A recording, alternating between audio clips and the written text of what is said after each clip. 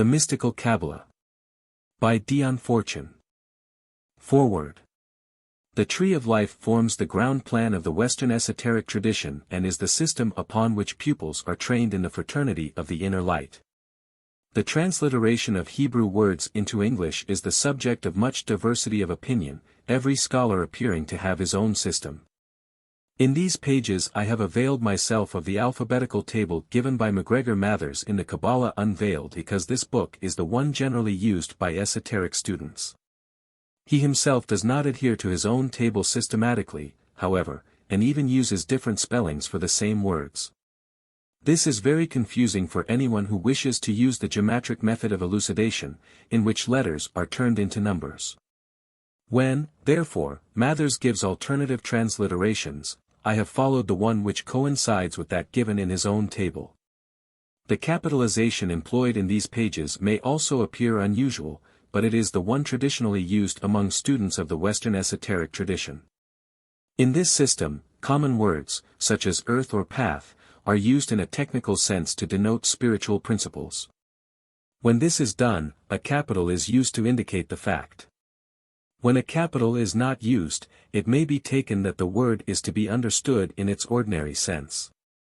As I have frequently referred to the authority of MacGregor Mathers and Aleister Crowley in matters of Kabbalistic mysticism, it may be as well to explain my position in relation to these two writers.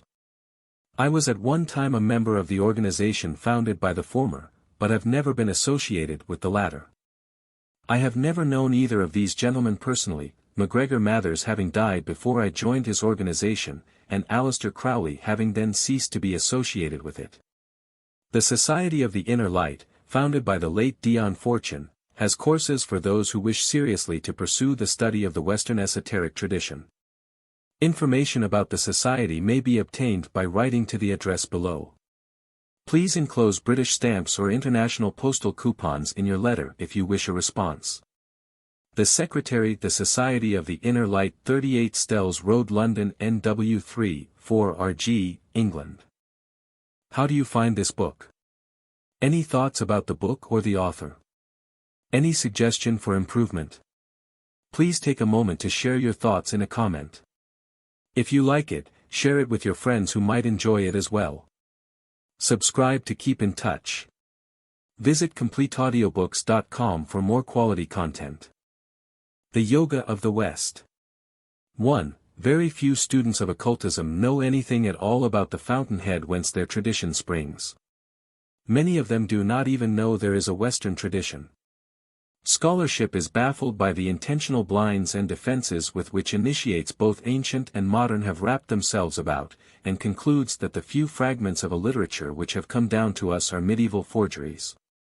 They would be greatly surprised if they knew that these fragments, supplemented by manuscripts that have never been allowed to pass out of the hands of initiates, and completed by an oral tradition, are handed down in schools of initiation to this day, and are used as the basis of the practical work of the Yoga of the West. 2. The adepts of those races whose evolutionary destiny is to conquer the physical plane have evolved a yoga technique of their own which is adapted to their special problems and peculiar needs. This technique is based upon the well-known but little understood Kabbalah, the wisdom of Israel. 3. It may be asked why it is that the Western nations should go to the Hebrew culture for their mystical tradition. The answer to this question will be readily understood by those who are acquainted with the esoteric theory concerning races and subraces. Everything must have a source. Cultures do not spring out of nothing. The seed-bearers of each new phase of culture must of necessity arise within the preceding culture. No one can deny that Judaism was the matrix of the European spiritual culture when they recall the fact that Jesus and Paul were both Jews. No race except the Jewish race could possibly have served as the stock upon which the new dispensation was to be grafted because no other race was monotheistic. Pantheism and polytheism had had their day and a new and more spiritual culture was due. The Christian races owe their religion to the Jewish culture as surely as the Buddhist races of the East owe theirs to the Hindu culture. 4. The mysticism of Israel supplies the foundation of modern Western occultism. It forms the theoretical basis upon which all ceremonial is developed. Its famous glyph, the Tree of Life, is the best meditation symbol we possess because it is the most comprehensive. 5. It is not my intention to write a historical study of the sources of the Kabbalah, but rather to show the uses that are made of it by modern students of the mysteries. For although the roots of our system are in tradition, there is no reason why we should be hidebound by tradition. A technique that is being actually practiced is a growing thing, for the experience of each worker enriches it and becomes part of the common heritage. 6. It is not necessarily incumbent upon us to do certain things or hold certain ideas because the rabbis who lived before Christ had certain views. The world has moved on since those days and we are under a new dispensation, but what was true in principle then will be true in principle now, and of value to us. The modern Kabbalist is the heir of the ancient Kabbalist, but he must reinterpret doctrine and reformulate method in the light of the present dispensation if the heritage he has received is to be of any practical value to him. 7. I do not claim that the modern Kabbalistic teachings as I have learnt them are identical with those of the pre-Christian rabbis, but I claim that they are the legitimate descendants thereof and the natural development therefrom. 8. The nearer the source the purer the stream. In order to discover first principles we must go to the fountainhead. But a river receives many tributaries in the course of its flow, and these need not necessarily be polluted. If we want to discover whether they are pure or not, we compare them with the pristine stream, and if they pass this test they may well be permitted to mingle with the main body of waters and swell their strength. So it is with a tradition, that which is not antagonistic will be assimilated. We must always test the purity of a tradition by reference to first principles, but we shall equally judge of the vitality of a tradition by its power to assimilate. It is only a dead faith which remains uninfluenced by contemporary thought. 9. The original stream of Hebraic mysticism has received many tributaries. We see its rise among the nomad star worshippers of Chaldea, where Abraham in his tent among his flocks hears the voice of God. But Abraham has a shadowy background in which vast forms move half-seen. The mysterious figure of a great priest-king, born without father, without mother, without descent. Having neither beginning of days nor end of life, administers to him the first Eucharistic feast of bread and wine after the battle with the kings in the valley, the sinister kings of Edom, who ruled ere there was a king in Israel. Whose kingdoms are unbalanced force. 10. Generation by generation we trace the intercourse of the princes of Israel with the priest-kings of Egypt. Abraham and Jacob went thither, Joseph and Moses were intimately associated with the court of the royal adepts. When we read of Solomon sending to Hiram, king of Tyre, for men materials to aid in the building of the temple, we know that the famous Tyrian mysteries must have profoundly influenced the Hebrew esotericism. When we read of Daniel being educated in the palaces of Babylon, we know that the wisdom of the Magi must have been accessible to Hebrew Illuminati. 11. This ancient mystical tradition of the Hebrews possessed three literatures, the books of the Law and the Prophets, which are known to us as the Old Testament, the Talmud, or collection of learned commentaries thereon, and the Kabbalah, or mystical interpretation thereof. Of these three the ancient rabbis say that the first is the body of the tradition, the second its rational soul, and the third its immortal spirit. Ignorant men may with profit read the first. Learned men study the second, but the wise meditate upon the third. It is a strange thing that Christian exegesis has never sought the keys to the Old Testament in the Kabbalah. 12. In our Lord's day there were three schools of religious thought in Palestine, the Pharisees and the Sadducees, of whom we read so frequently in the Gospels, and the Essenes, who are never referred to. Esoteric tradition avers that the boy Jesus ben Joseph, when his caliber was recognized by the learned doctors of the law who heard him speak in the temple at the age of 12, was sent by them to the Essenian community near the Dead Sea to be trained in the mystical tradition of Israel, and that he remained there until he came to John to be baptized in the Jordan before commencing his mission at the age of 30. Be that as it may, the closing clause of the Lord's Prayer is pure Kabbalism. Malkuth, the kingdom, Hod, the power, Netzach, the glory, form the basal triangle of the tree of life, with Yesod, the foundation, or receptacle of influences, as the central point. Whoever formulated that prayer knew his Kabbalah. 13. Christianity had its esotericism in the Gnosis, which owed much to both Greek and Egyptian thought. In the system of Pythagoras we see an adaptation of the Kabbalistic principles to Greek mysticism. 14. The exoteric, state-organized section of the Christian Church persecuted and stamped out the esoteric section, destroying every trace of its literature upon which it could lay hands in striving to eradicate the very memory of a gnosis from human history. It is recorded that the baths and bakehouses of Alexandria were fired for 6 months with the manuscripts from the Great Library. Very little remains to us of our spiritual heritage in the ancient wisdom. Everything that was above ground was swept away, and it is only with the excavation of ancient monuments the sands have swallowed that we are beginning to rediscover its fragments. 15. It was not until the 15th century, when the power of the Church was beginning to show signs of weakening, that men dared to commit to paper the traditional wisdom of Israel. Scholars declare that the Kabbalah is a medieval forgery because they cannot trace a succession of early manuscripts. But those who know the manner of working of esoteric fraternities know that a whole cosmogony and psychology can be conveyed in a glyph which means nothing to the uninitiated. These strange old charts could be handed on from generation to generation, their explanation being communicated verbally, and the true interpretation would never be lost.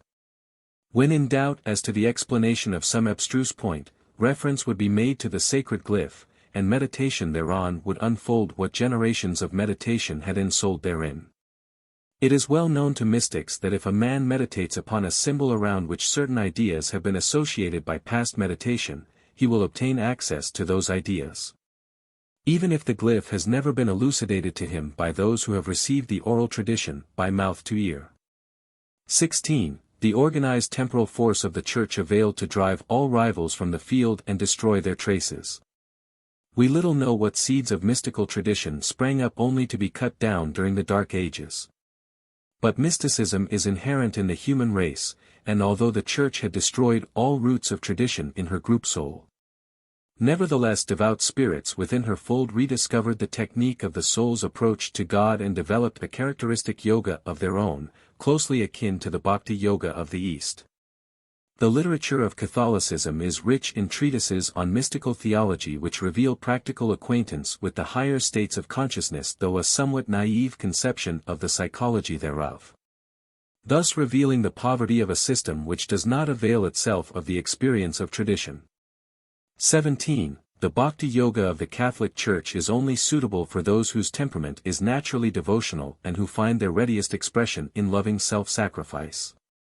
But it is not everybody who is of this type, and Christianity is unfortunate in not having any choice of systems to offer its aspirants.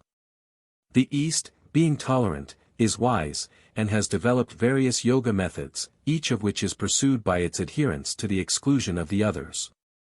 And yet none would deny that the other methods are also paths to God for those to whom they are suited. 18. In consequence of this deplorable limitation on the part of our theology, many Western aspirants take up Eastern methods. For those who are able to live in Eastern conditions and work under the immediate supervision of a guru, this may prove satisfactory. But it seldom gives good results when the various systems are pursued with no other guide than a book and under unmodified Western conditions. 19. It is for this reason that I would recommend to the white races the traditional Western system, which is admirably adapted to their psychic constitution. It gives immediate results, and if done under proper supervision, not only does it not disturb the mental or physical equipoise, as happens with regrettable frequency when unsuitable systems are used, but it produces a unique vitality. It is this peculiar vitality of the adepts which led to the tradition of the elixir of life. I have known a number of people in my time who might justly be considered adepts, and I have always been struck by that peculiar ageless vitality they all possessed. 20. On the other hand, however, I can only endorse what all the gurus of the Eastern tradition have always averred, that any system of psycho-spiritual development can only be safely and adequately carried on under the personal supervision of an experienced teacher.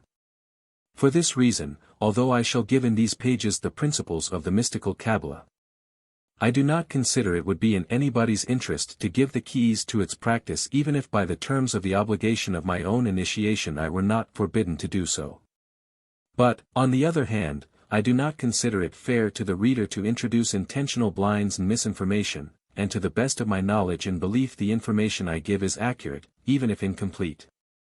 21. The 32 mystical paths of the concealed glory are ways of life, and those who want to unravel their secrets must tread them. As I myself was trained, so can anyone be trained who is willing to undergo the discipline, and I will gladly indicate the way to any earnest seeker. The choice of a path. 1. No student will ever make any progress in spiritual development who flits from system to system. First using some new thought affirmations, then some yoga breathing exercises and meditation postures, and following these by an attempt at the mystical methods of prayer. Each of these systems has its value, but that value can only be realized if the system is carried out in its entirety. They are the calisthenics of consciousness, and aim at gradually developing the powers of the mind. The value does not lie in the prescribed exercises as ends in themselves, but in the powers that will be developed if they are persevered with. If we intend to take our occult studies seriously and make of them anything more than desultory light reading, we must choose our system and carry it out faithfully until we arrive, if not at its ultimate goal, at any rate at definite practical results and a permanent enhancement of consciousness. After this has been achieved we may, not without advantage, experiment with the methods that have been developed upon other paths, and build up an eclectic technique and philosophy therefrom. But the student who sets out to be an eclectic before he has made himself an expert will never be anything more than a dabbler. 2. Whoever has any practical experience of the different methods of spiritual development knows that the method must fit the temperament, and that it must also be adapted to the grade of development of the student. Westerners especially such as prefer the occult to the mystic path, often come seeking initiation at a stage of spiritual development which an Eastern guru would consider exceedingly immature. Any method that is to be available for the West must have in its lower grades a technique which can be used as a stepping stone by these undeveloped students. To ask them to rise immediately to metaphysical heights is useless in the case of the great majority, and prevents a start from being made. 3. For a system of spiritual development to be applicable in the West it must fulfill certain well-defined requirements. To begin with, its elementary technique must be such that it is readily grasped by minds that have in them nothing of the mystic. Secondly, the forces it brings to bear to stimulate the development of the higher aspects of consciousness must be sufficiently powerful and concentrated to penetrate the relatively dense vehicles of the average Westerner, who makes nothing whatever of subtle vibrations. Thirdly, as few Europeans, following a racial dharma of material development, have either the opportunity or the inclination to lead the life of a recluse. The forces employed must be handled in such a way that they can be made available during the brief periods that the modern man or woman can, at the commencement of the path, snatch from their daily avocations to give to the pursuit. They must, that is to say, be handled by a technique which enables them to be readily concentrated and equally readily dispersed. Because it is not possible to maintain these high psychic tensions while living the hard-driving life of the citizen of a European city. Experience proves with unfailing regularity that the methods of psychic development which are effectual and satisfactory for the recluse produce neurotic conditions and breakdowns in the person who pursues them while compelled to endure the strain of modern life. 4. So much the worse for modern life, some may say, and adduce this undeniable fact as an argument for modifying our Western ways of living. Far be it from me to maintain that our civilization is perfect, or that wisdom originated and will die with us, but it appears to me that if our karma, or destiny, has caused us to be incarnated in a body of a certain racial type and temperament, it may be concluded that that is the discipline and experience which the lords of karma consider we need in this incarnation, and that we shall not advance the cause of our evolution by avoiding or evading it. I have seen so many attempts at spiritual development that were simply evasions of life's problems that I am suspicious of any system which involves a breach with the group soul of the race. Nor am I impressed by a dedication to the higher life which manifests itself by peculiarities of clothing and bearing and by the manner of cutting, or omitting to cut, the hair. True spirituality never advertises itself. 5. The racial dharma of the West is the conquest of dense matter. If this were realized, it would explain many problems in the relationships of West and East. In order that we may conquer dense matter and develop the concrete mind, we are endowed by our racial heritage with a particular type of physical body and nervous system, just as other races, such as the Mongolian and the Negro, are endowed with other types. 6. It is injudicious to apply to one type of psychophysical makeup the developing methods adapted to another. They will either fail to produce adequate results, or produce unforeseen and possibly undesirable results. To say this is not to condemn the Eastern methods, nor decry the Western constitution, which is as God made it, but to reaffirm the old adage that one man's meat is another man's poison. 7. The Dharma of the West differs from that of the East. Is it therefore desirable to try and implant Eastern ideals in a Westerner? Withdrawal from the earth plane is not his line of progress. The normal, healthy Westerner has no desire to escape from life, his urge is to conquer it and reduce it to order and harmony. It is only the pathological types who long to cease upon the midnight with no pain, to be free from the wheel of birth and death. The normal Western temperament demands life, more life. 8. It is this concentration of life force that the Western occultist seeks in his operations. He does not try to escape from matter into spirit, leaving an unconquered country behind him to get on as best it may. He wants to bring the Godhead down into manhood and make divine law prevail even in the kingdom of the shades. This is the root motive for the acquisition of occult powers upon the right-hand path, and explains why initiates do not abandon all for the mystic divine union, but cultivate a white magic. 9. It is this white magic, which consists in the application of occult powers to spiritual ends, by means of which a large proportion of the training and development of the Western aspirant is carried out. I have seen something of a good many different systems, and in my opinion the person who tries to dispense with ceremonial is working at a great disadvantage.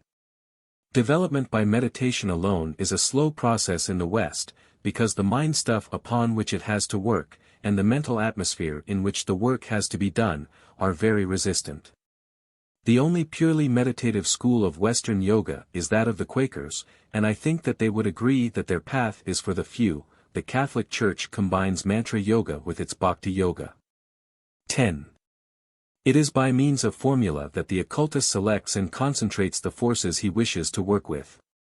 These formulae are based upon the Kabbalistic tree of life, and whatever system he may be working, whether he be assuming the god forms of Egypt or evoking the inspiration of Iacchus with chant and dance. He has the diagram of the tree at the back of his mind. It is in the symbolism of the tree that Western initiates are drilled, and it supplies the essential ground plan of classification to which all other systems can be related. The rate upon which the Western aspirant works has manifested itself, through many different cultures, and developed a characteristic technique in each. The modern initiate works a synthetic system, sometimes using an Egyptian, a Greek, or even a Druidic method, for different methods are best suited for different purposes and conditions. In all cases, however, the operation he designs is strictly related to the paths of the tree of which he is master. If he possesses the grade which corresponds to the Sephira Netzach, he can work with the manifestation of the force of that aspect of the Godhead, distinguished by the Kabbalists by the name of Tetragrammaton Elohim, in whatever system he may select. In the Egyptian system it will be the Isis of nature, in the Greek, Aphrodite, in the Nordic, Freya, in the Druidic, Caradwen. In other words, he possesses the powers of the sphere of Venus in whatever traditional system he may be using. Having attained a grade in one system, he has access to the equivalent grades of all the other systems of his tradition. 11. But although he may use these other systems as occasion serves, experience proves that the Kabbalah supplies the best groundwork and the best system upon which to train a student before he begins to experiment with the pagan systems.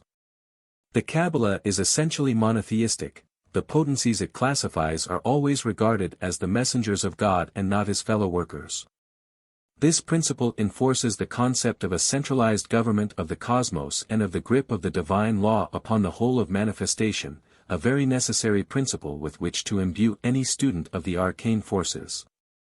It is the purity, sanity, and clarity of the Kabbalistic concepts as resumed in the formula of the Tree of Life which makes that glyph such an admirable one for the meditations that exalt consciousness and justify us in calling the Kabbalah the Yoga of the West.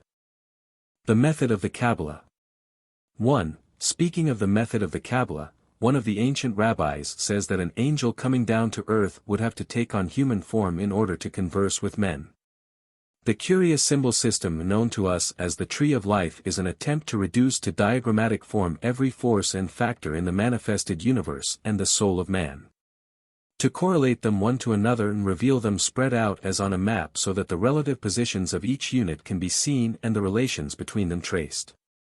In brief, the Tree of Life is a compendium of science, psychology, philosophy, and theology. 2. The student of the Kabbalah goes to work in exactly the opposite way to the student of natural science, the latter builds up synthetic concepts. The former analyses abstract concepts. It goes without saying, however, that before a concept can be analyzed it must first be assembled. Someone must have thought out the principles that are resumed in the symbol which is the object of meditation of the Kabbalist. Who then were the first Kabbalists who built up the whole scheme? The rabbis are unanimous upon this point, they were angels.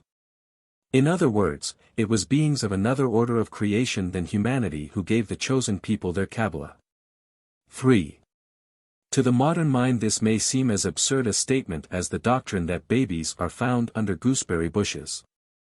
But if we study the many mystical systems of comparative religion we find that all the Illuminati are in agreement upon this point. All men and women who have had practical experience of the spiritual life tell us that they are taught by divine beings. We shall be very foolish if we altogether disregard such a cloud of witnesses, especially those of us who never have had any personal experience of the higher states of consciousness. 4. There are some psychologists who will tell us that the angels of the Kabbalists and the gods and manes of other systems are our own repressed complexes. There are others with less limited outlook who will tell us that these divine beings are the latent capacities of our own higher selves. To the devotional mystic this is not a point of any great moment. He gets his results, and that is all he cares about, but the philosophical mystic, in other words the occultist, thinks the matter out and arrives at certain conclusions. These conclusions, however, can only be understood when we know what we mean by reality and have a clear line of demarcation between the subjective and the objective. Anyone who is trained in philosophical method knows that this is asking a good deal. 5. The Indian schools of metaphysics have most elaborate and intricate systems of philosophy which attempt to define these ideas and render them thinkable. And though generations of seers have given their lives to the task, the concept still remains so abstract that it is only after a long course of discipline, called yoga in the East, that the mind is able to apprehend them at all. 6. The Kabbalist goes to work in a different way. He does not attempt to make the mind rise up on the wings of metaphysics into the rarefied air of abstract reality. He formulates a concrete symbol that the eye can see, and lets it represent the abstract reality that no untrained human mind can grasp. 7. It is exactly the same principle as algebra. Let x represent the unknown quantity, let y represent the half of x, and let z represent something we know.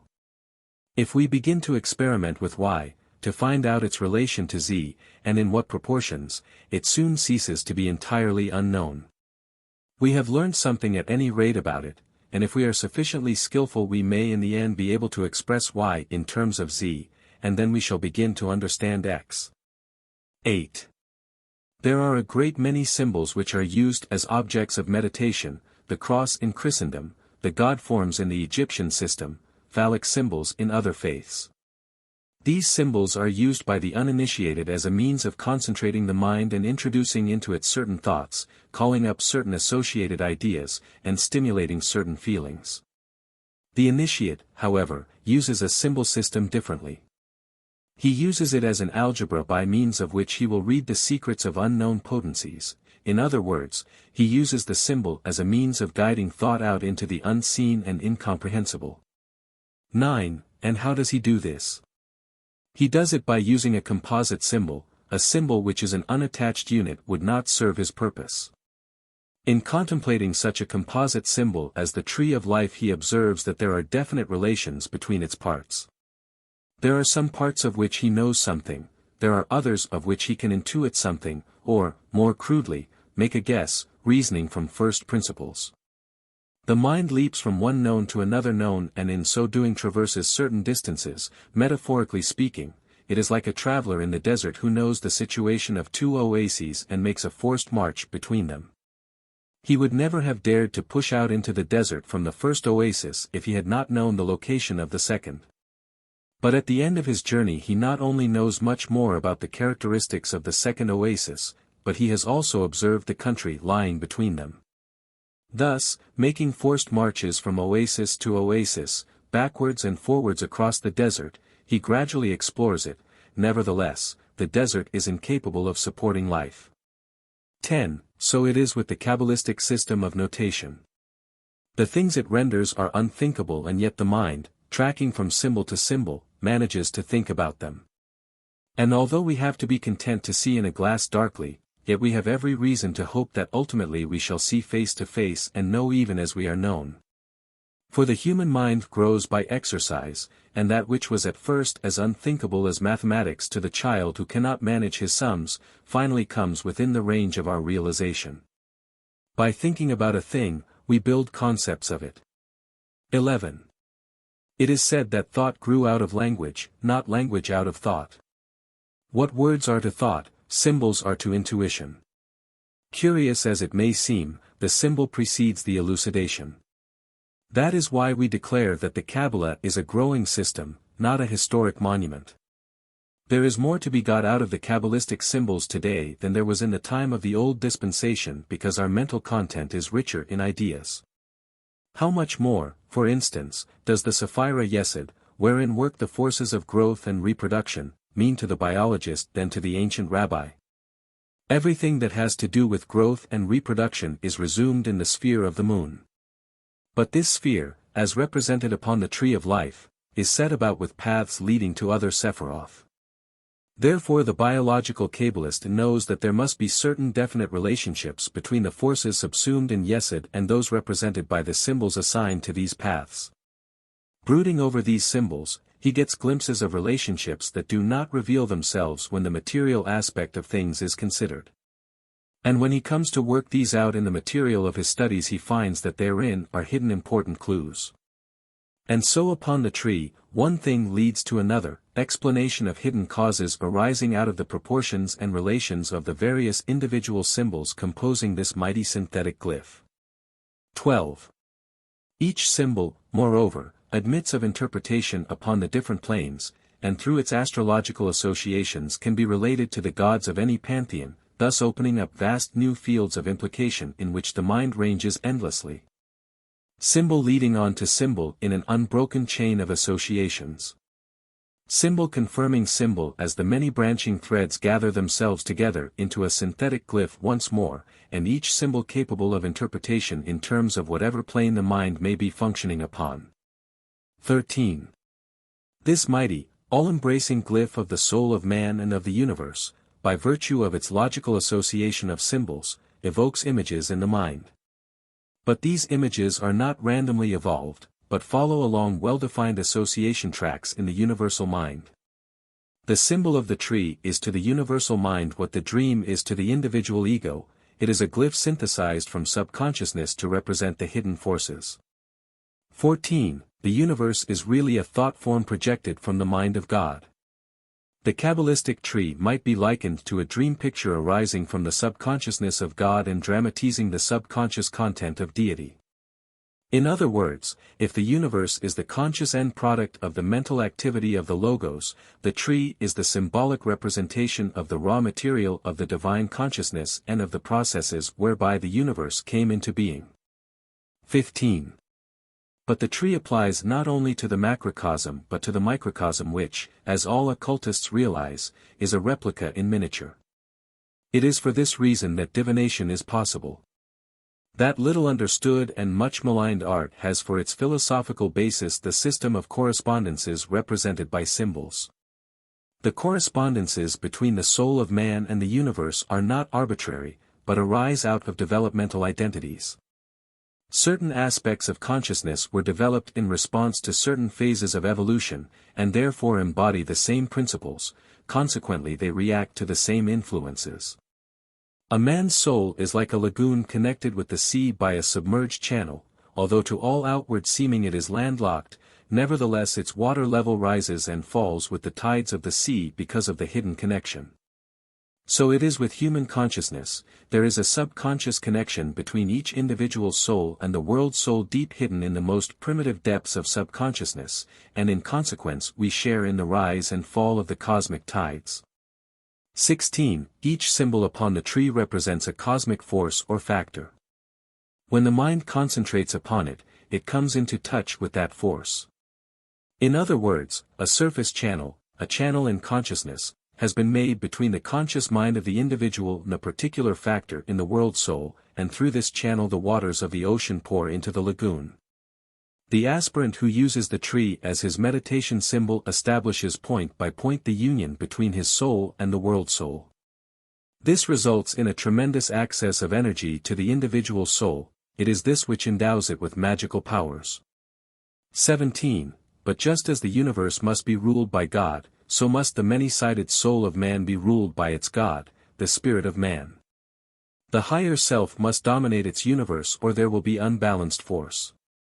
Each factor will rule its own aspect, and they will war among themselves. Then do we have the rule of the kings of Edom, whose kingdoms are unbalanced force. 18. Thus do we see in the tree a glyph of the soul of man and the universe, and in the legends associated with it the history of the evolution of the soul and the way of initiation. The unwritten Kabbalah. 1. The point of view from which I approach the Holy Kabbalah in these pages differs, so far as I know, from that of all other writers on the subject, for to me it is a living system of spiritual development, not a historical curiosity. Few people, even among those interested in occultism, realize that there is an active esoteric tradition in our midst, handed down in private manuscripts and by mouth to ear. Still fewer know that it is the Holy Kabbalah, the mystic system of Israel, which forms its basis. But where may we look more aptly for our occult inspiration than to the tradition which gave us the Christ? 2. The interpretation of the Kabbalah is not to be found, however, among the rabbis of the outer Israel, who are Hebrews after the flesh, but among those who are the chosen people after the Spirit, in other words, the initiates. Neither is the Kabbalah, as I have learnt it, a purely Hebraic system, for it has been supplemented during medieval times by much alchemical lore and by the intimate association with it of that most marvelous system of symbolism, the tarot. 3. In my presentation of the subject, therefore, I do not appeal so much to tradition in support of my views, as to modern practice among those who make use of the Kabbalah as their method of occult technique. It may be alleged against me that the ancient rabbis knew nothing of some of the concepts here set forth. To this I reply that it is hardly to be expected that they should, as these things were not known in their day, but are the work of their successors of the spiritual Israel. For my part, although I would not willingly mislead anyone concerning the teachings of those of ancient days, and upon matters of historical accuracy stand subject to correction from any who are better informed than I am in these matters, and their name is legion. I care not one jot for the authority of tradition if it hampers the free development of a system of such practical value as the Holy Kabbalah, and I use the work of my predecessors as a quarry whence I fetched the stone to build my city. Neither am I limited to this quarry by any ordinance that I know of, but fetch also cedar from Lebanon and gold from Ophir if it suits my purpose. 4. Let it be clearly understood, therefore, that I do not say, this is the teaching of the ancient rabbis.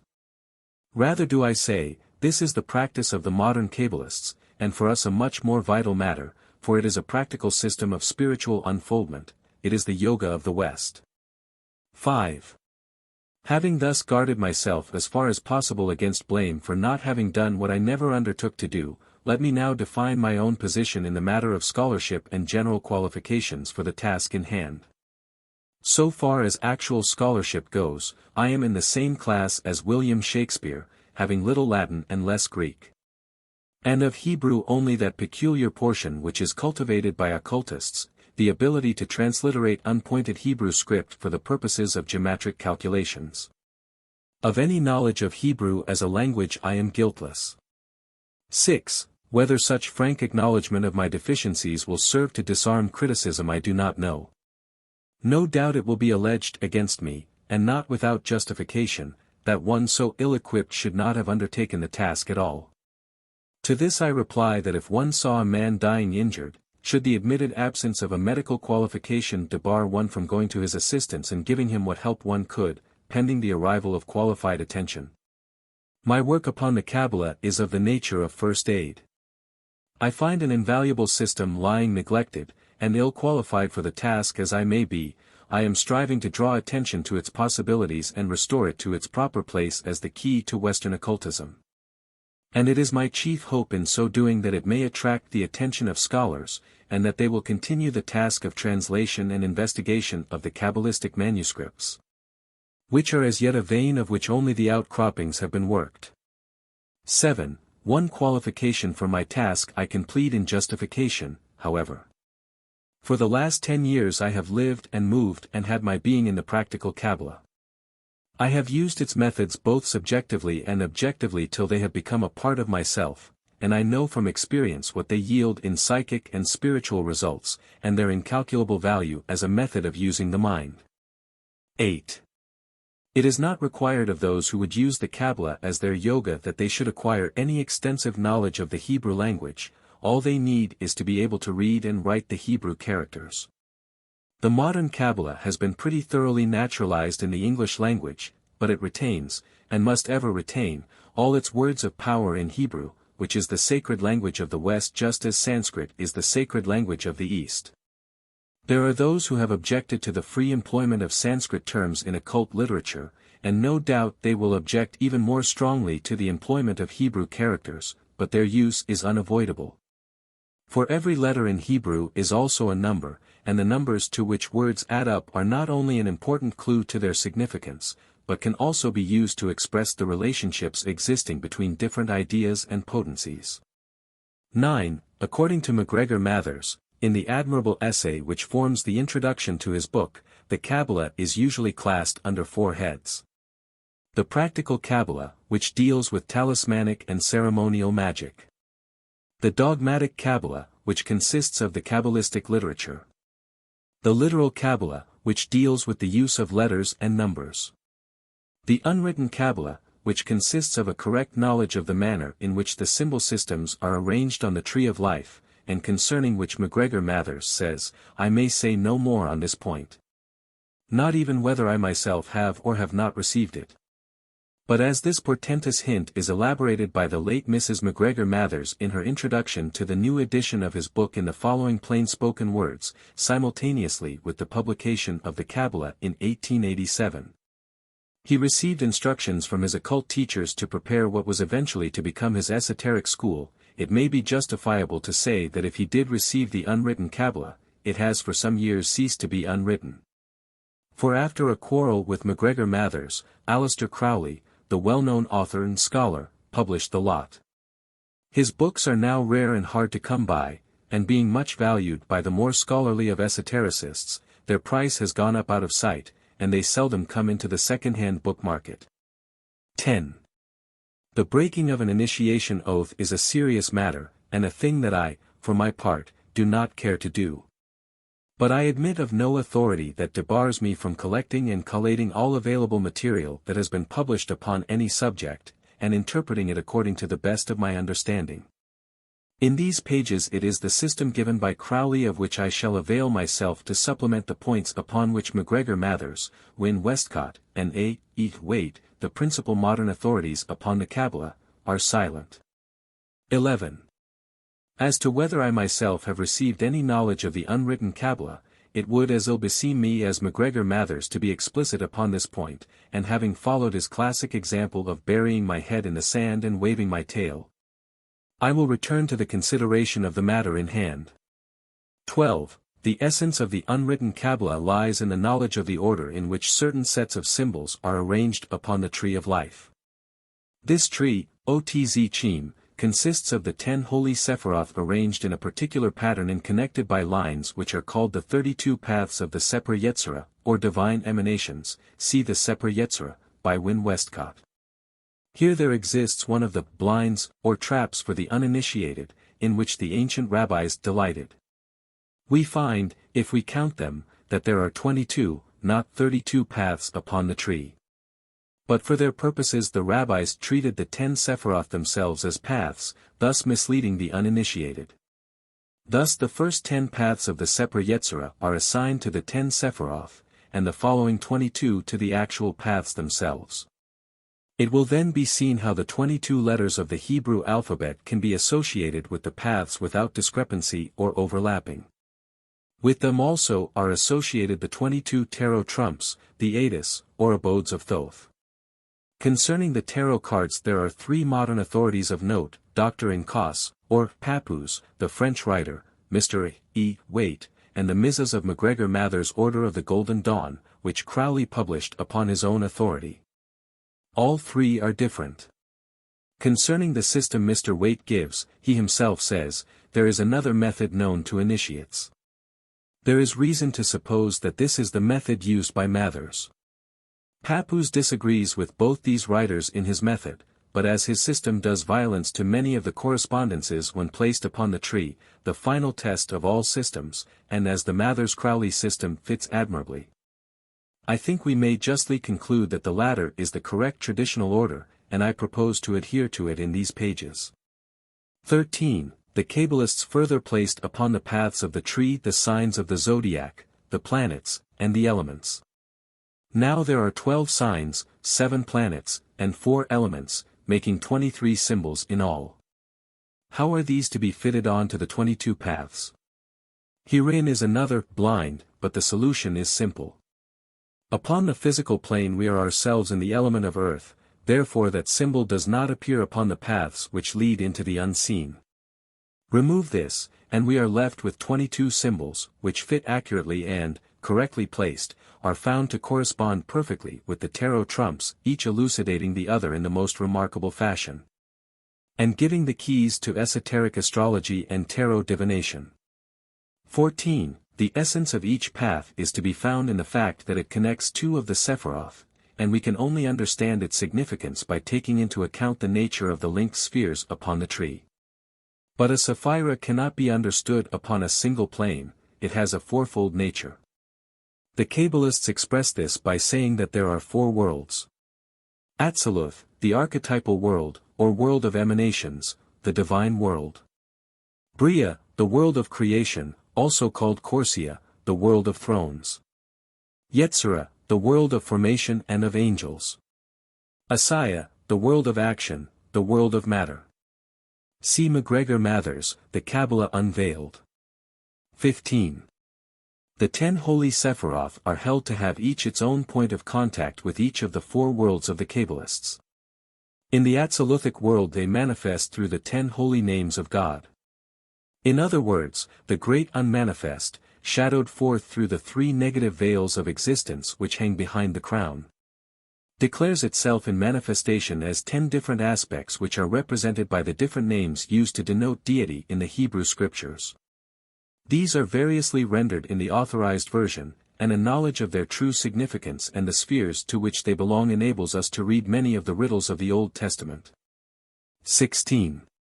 In the Briatic world the divine emanations are held to manifest through the 10 mighty archangels, whose names play such an important part in ceremonial magic.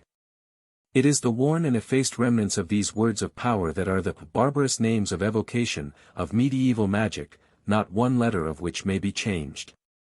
Why this is so may readily be seen when we remember that in Hebrew a letter is also a number, and the numbers of a name have an important significance. 17.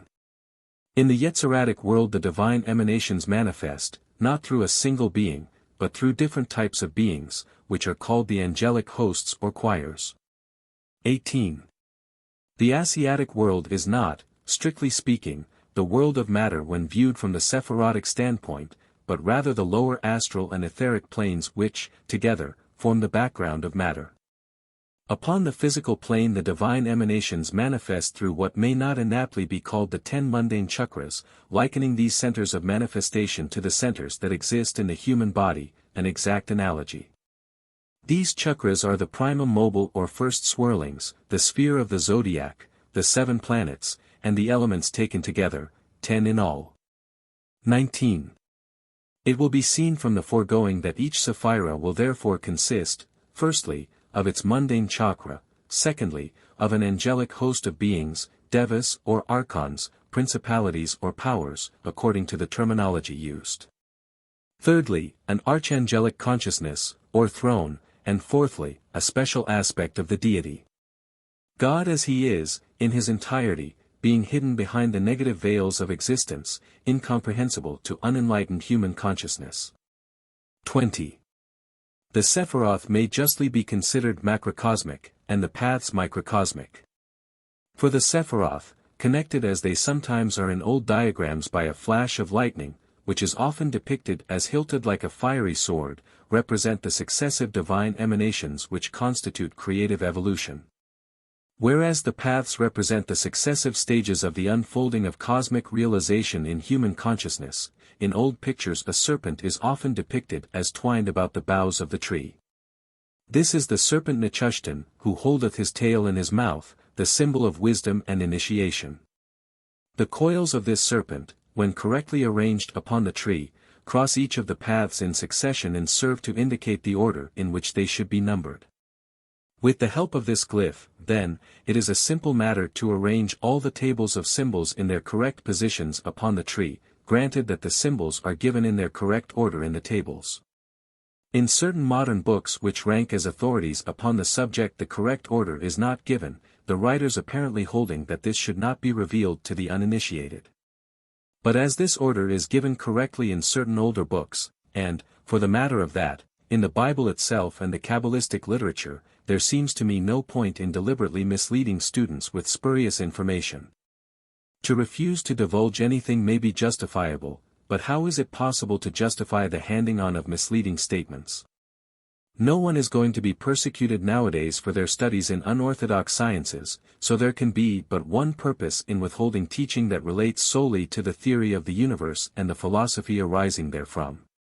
And in no way to the methods of practical magic, and that purpose is to retain a monopoly of the knowledge which confers prestige, if not power. 21. For my part one believe that this selfishness and exclusiveness is the bane of the occult movement rather than its safeguard. It is the old sin of retaining the knowledge of God in the hands of a priesthood and denying it to all outside the sacred clan, justifiable enough when the people were savages, but unjustifiable in the case of the modern student. For when all is said and done, the desired information can be worked out from existing literature by those who care to take the trouble, or purchased plainly set forth by those who can afford high prices for books now rare. Surely the possession of ample time and ample cash should not be the test of the fitness to obtain the sacred wisdom. 22. No doubt I shall expose myself to a shower of abuse from the self-constituted guardians of this knowledge who may hold that their precious secrets have been betrayed. This I reply that I am not betraying anything that is secret, but collecting that which has already been given to the world and is of a simple and well-known nature. When I first had access to certain manuscripts, I believed them to be secret, and unknown to the world at large, but a wider acquaintance with occult literature has revealed to me that the information is to be found scattered broadcast through it. Much, in fact, to which the initiate is sworn to secrecy has been published by Mathers and Wynne Westcott themselves. And as recently as 1926 a new edition of Mathers' work on the Kabbalah was brought out under the editorship of his widow, who may be assumed to have known his wishes, and in that work will be found most of the tables that I give in these pages. As these catalogues of beings were originally given to the world by Isaiah, Ezekiel, and various medieval rabbis, it may justly be held that the copyright in them has lapsed owing to the passage of time. In any case, such ownership as there may be in these ideas is vested in the original author and not in any subsequent commentator, and that author, according to the Kabbalah itself, is the Archangel Metatron. 23. Much that was once common knowledge has been gathered up and confined under the initiate's oath of secrecy. It is Crowley's jibe at his teachers that they bound him to secrecy with terrible oaths and then confided the Hebrew alphabet to his safekeeping. 24. The philosophy of the Kabbalah is the esotericism of the West. In it we find such a cosmogony as is found in the stanzas of Dion, which were the basis of Madame Blavatsky's work. Herein she found the framework of traditional doctrine which she expounded in her great book, The Secret Doctrine. This Kabbalistic cosmogony is the Christian gnosis. Without it we have an incomplete system in our religion, and it is this incomplete system which has been the weakness of Christianity. The early fathers, in the homely metaphor, threw away the baby with the bathwater. A very cursory acquaintance with the Kabbalah serves to show that here we have the essential keys to the riddles of Scripture in general and the prophetic books in particular. Is there any good reason why initiates of the present day should put all this knowledge into a secret box and sit upon the lid? If they consider that I am wrong to give accurate information upon matters which they consider their private preserve, I reply that this is a free country and they are entitled to their opinion. Negative existence. 1. The esotericist, when endeavoring to formulate his philosophy for communication to others, is confronted by the fact that his knowledge of the higher forms of existence is obtained by a process other than thought. And this process only commences when thought is left behind. Consequently it is only in that region of consciousness which transcends thought that the highest form of transcendental ideas is known and understood. And it is only to those who are able to use this aspect of consciousness that he can communicate his ideas in their original form. When he wants to communicate these ideas to those who have had no experience of this mode of consciousness, he must either crystallize them into form or fail to convey any adequate impression. Mystics have used every imaginable simile in the endeavor to convey their impressions, philosophers have lost themselves in a maze of words, and all to no purpose so far as the unilluminated soul is concerned. The Kabbalists, however, use another method. They do not try to explain to the mind that which the mind is not equipped to deal with. They give it a series of symbols to meditate upon, and these enable it to build the stairway of realization step by step and to climb where it cannot fly. The mind can no more grasp transcendent philosophy than the eye can see music. 2. The tree of life, as cannot too often be emphasized, is not so much a system as a method. Those who formulated it realized the important truth that in order to obtain clarity of vision one must circumscribe the field of vision. Most philosophers founded their systems upon the absolute, but this is a shifting foundation, for the human mind can neither define nor grasp the absolute. Some others try to use a negation for their foundation, declaring that the absolute is, and must ever be, unknowable. The Kabbalists do neither of these things. They content themselves with saying that the absolute is unknown to the state of consciousness which is normal to human beings. 3. For the purposes of their system, therefore, they draw a veil at a certain point in manifestation, not because there is nothing there, but because the mind, as such, must stop there. When the human mind has been brought to its highest stage of development, and consciousness can detach itself and, as it were, stand upon its own shoulders, we may be able to penetrate the veils of negative existence, as they are called. But for all practical purposes we can understand the nature of the cosmos if we are content to accept the veils as philosophical conventions, and realize that they correspond to human limitations, not to cosmic conditions. The origin of things is inexplicable in terms of our philosophy. However far we push our inquiries back into origins in the world of manifestation, we find a preceding existence. It is only when we are content to draw the veil of negative existence across the path which leads back to beginnings that we get a background against which a first cause becomes visible. And this first cause is not a rootless origin, but a first appearance on the plane of manifestation. Thus far and no farther can the mind go back. But we must always remember that different minds go back different distances, and that for some the veil is drawn in one place, and for others in another. The ignorant man goes no further than the concept of God as an old man with a long white beard who sat on a golden throne and gave orders for creation. The scientist will go back a little further before he is compelled to draw a veil called the ether, and the philosopher will go back yet further before he draws a veil called the absolute. But the initiate will go back furthest of all because he has learnt to do his thinking in symbols, and symbols are to the mind what tools are to the hand, an extended application of its powers. 4. The Kabbalist takes for his starting point Kether, the crown, the first Sephira which he symbolizes by the figure 1, unity, and by the point within the circle. From this he traces backward the three veils of negative existence. This is quite a different matter from starting at the absolute and trying to work forwards into evolution. It may not yield immediately accurate and complete knowledge of the origin of all things, but it enables the mind to make a start. And unless we can make a start we have no hope of a finish. 5. The Kabbalist, then, starts where he can, at the first point that is within the reach of finite consciousness. Kether is equated with the most transcendent form of God that we can conceive, whose name is Ihye, translated in the authorized version of the Bible as, I am, or, more explicitly, the self-existing one, pure being. 6. But these words are words and nothing more unless they convey an impression to the mind, and in themselves they cannot do that. They must be related to other ideas before they have any significance. We only begin to understand Kether when we study Chakma, the second Sephira, its emanation. It is only when we see the full unfoldment of the 10 Sephiroth that we are ready to approach Kether, and then we approach it with the data that gives us the key to its nature. In working with the tree it is wisest to keep on going over it, rather than to concentrate upon a single point until it is mastered, for one thing explains another. And it is out of the perception of the relationships between the different symbols that enlightenment arises.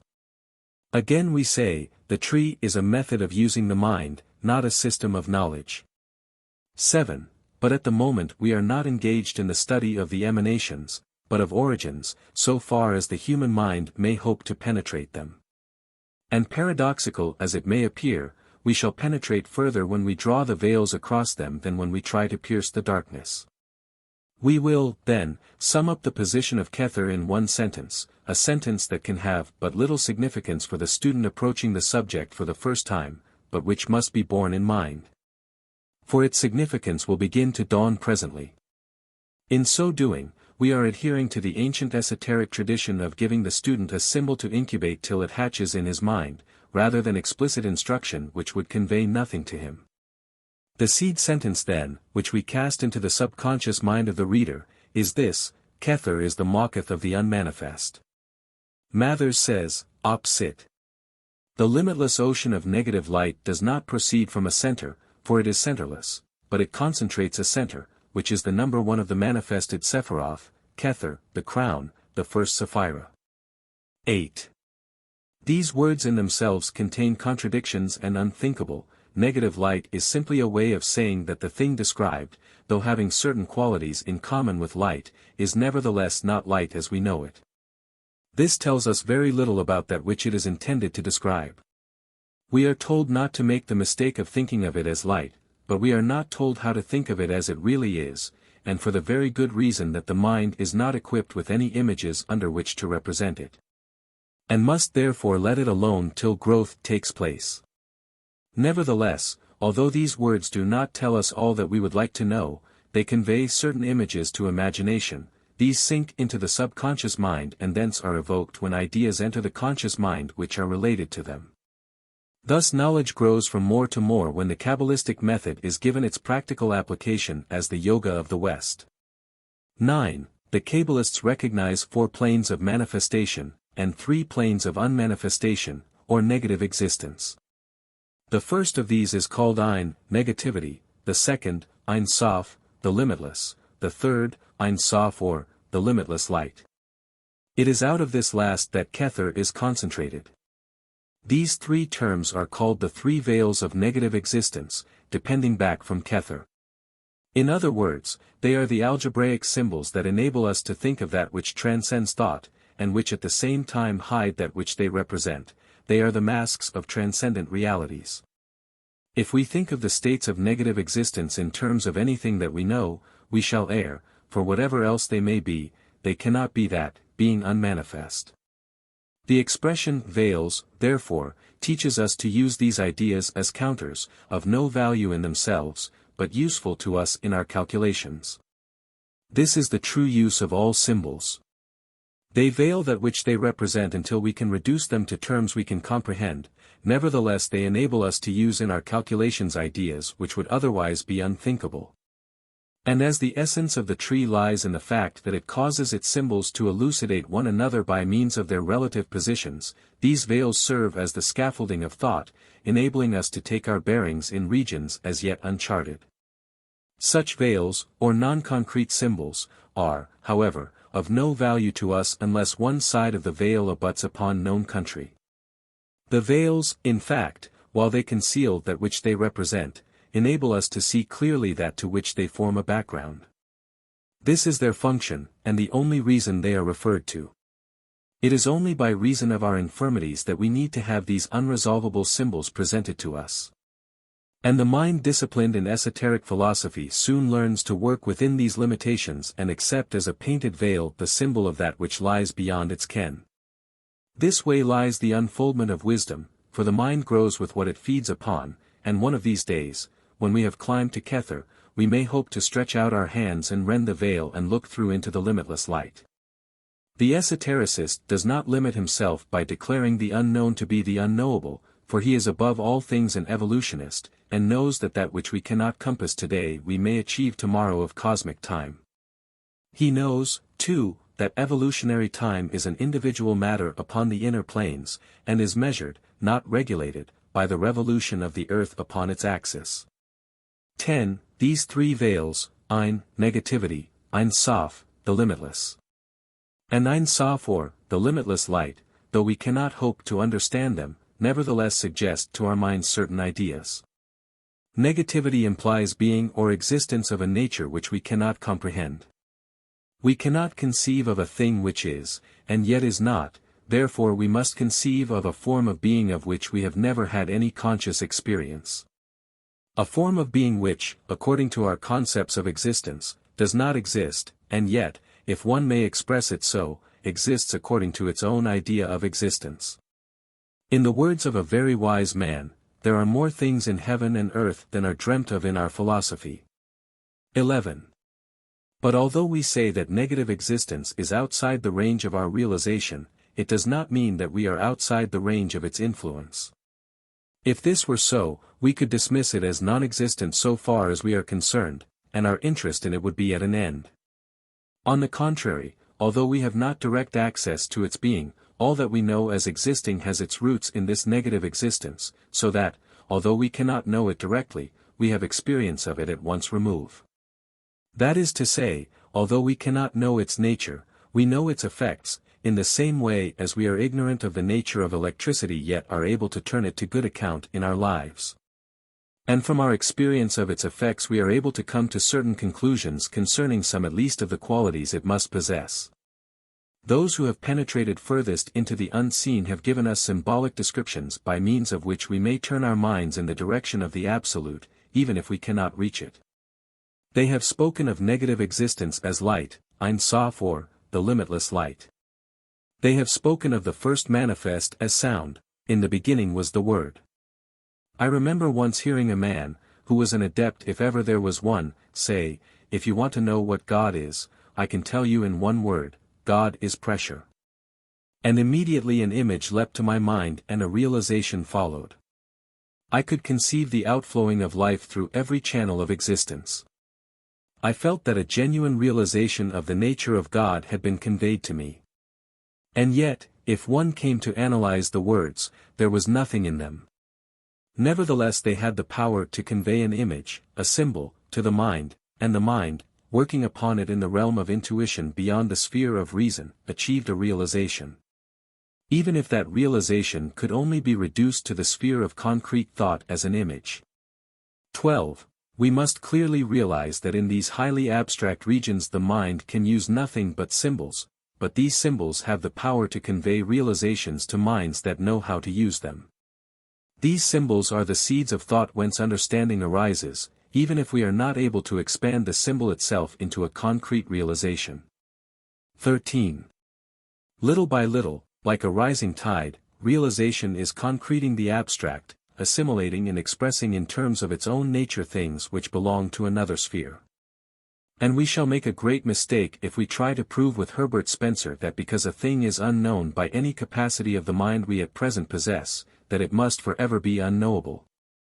Time is not only increasing our knowledge, but evolution is increasing our capacity and initiation, which is the forcing house of evolution, bringing faculties to birth out of due season. Brings the consciousness of the adept within reach of vast apprehensions which are as yet below the horizon of the human mind. These ideas, though clearly apprehended by himself after another mode of consciousness, cannot be conveyed by him to anyone who does not share this mode of consciousness. He can only put them forth in symbolic form. But any mind that has in any way had experience of this wider mode of functioning will be able to lay hold on these ideas on their own plane, although it may be unable to translate them into the sphere of conscious thought.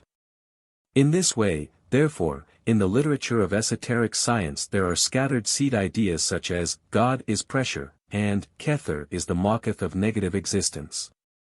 These images, whose content does not belong to our sphere at all, are as the male germs of thought which fecundate the ova of concrete realization. In themselves they are incapable of maintaining more than the fugitive existence in consciousness as a flash of realization, but without them the ova of philosophical thought will be infertile.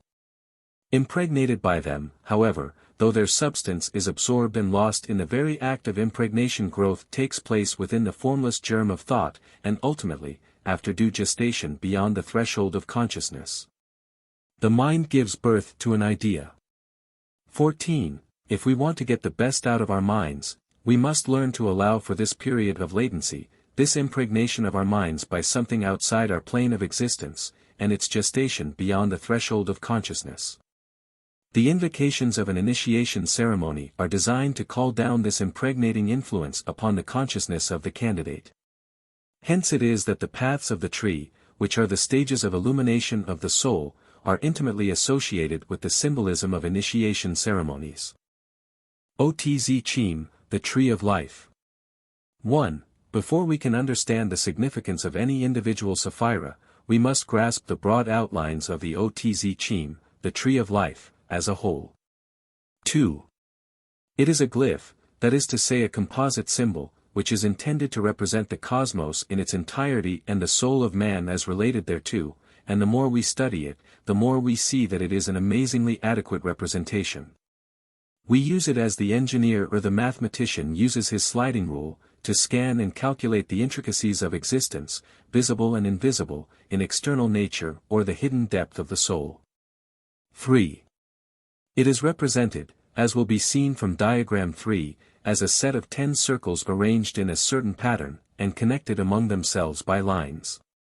The circles are the 10 holy Sephiroth, and the connecting lines are the paths, 22 in number. 4. Each Sapphira, which is the singular form of the word of which Sephiroth is the plural, is a phase of evolution, and in the language of the rabbis they are called the 10 holy emanations. The paths between them are phases of subjective consciousness, the paths or grades, Latin, gradus, step, by which the soul unfolds its realization of the cosmos. The Sephiroth are objective, the paths are subjective. 5.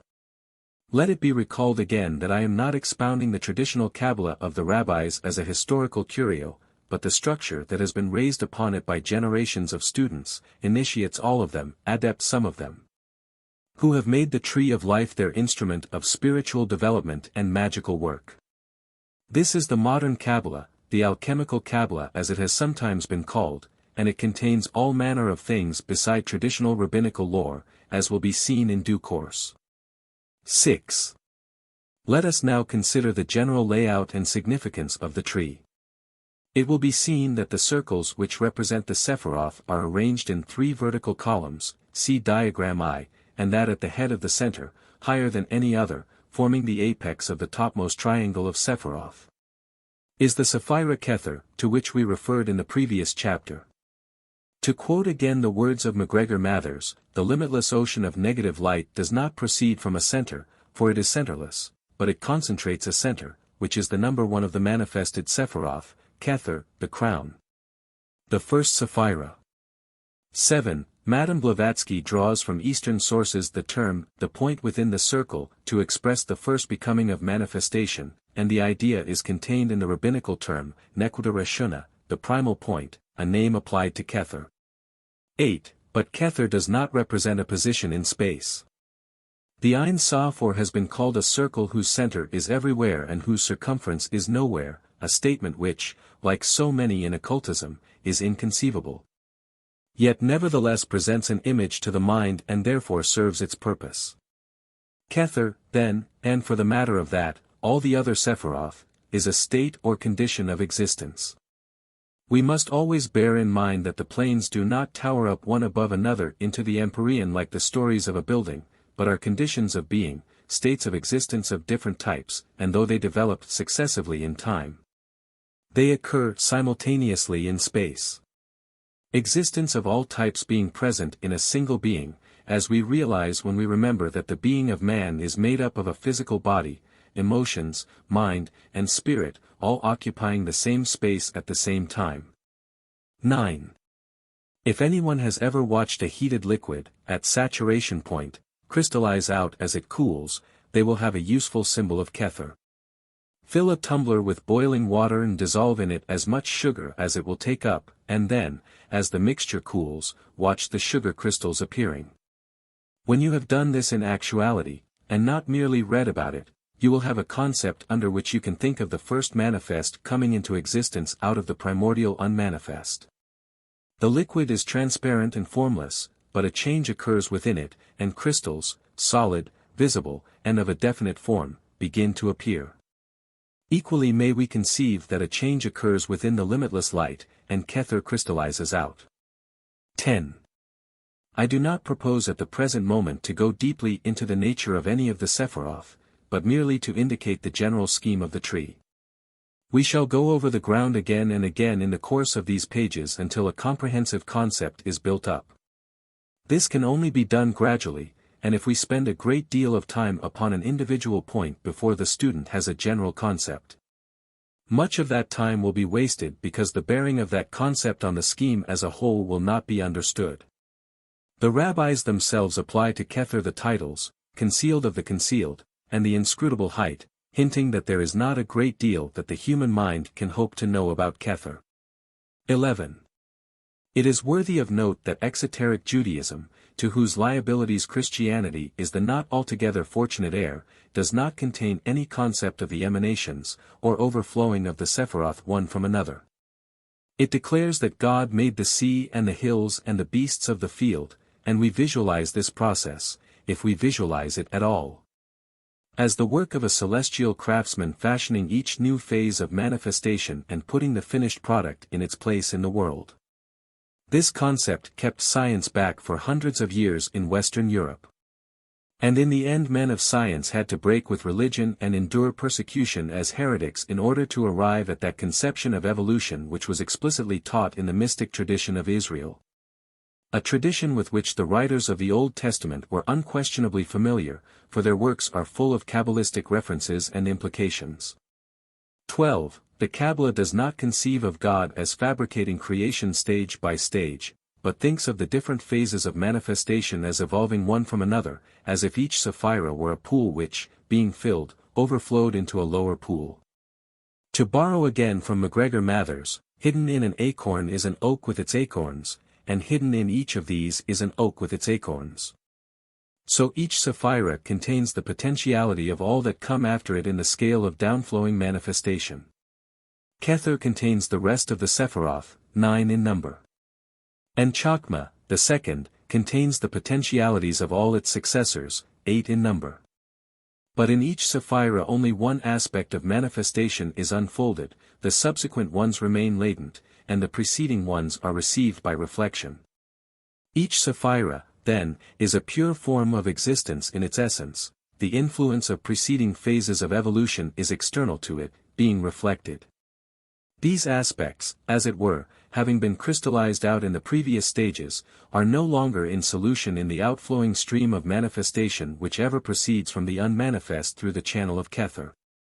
When therefore we want to find the essential nature, the basis of manifestation, of a particular type of existence, we get it in the Sephira to which it corresponds when we meditate upon that Sephira in its primal form. For there are 4 forms, or worlds, under which the Kabbalists conceive of the tree, and these we will consider in due course. They are only referred to now in order that the student may have enough background to see his picture in perspective. 13. The student will find it very helpful to refer to the chapters in The Ancient Wisdom, by Annie Besant, which deal with the phases of evolution. These throw much light upon the subject with which we are dealing, though the system of classification is not the same. 14. Let us conceive of Kether, then, as a fountain which fills its basin, and the overflow therefrom feeds another fountain, which in its turn fills its basin and overflows.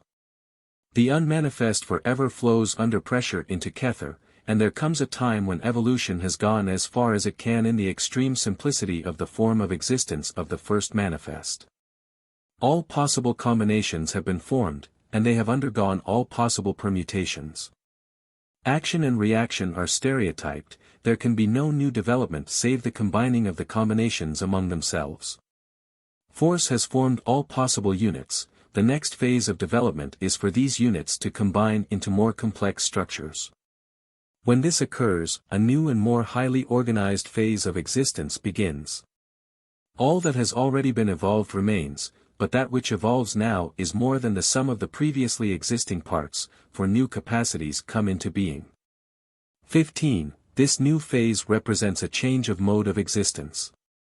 Just as Kether crystallized out of the limitless light, so the second Sephira, Chakma, crystallizes out of Kether in this new mode of being.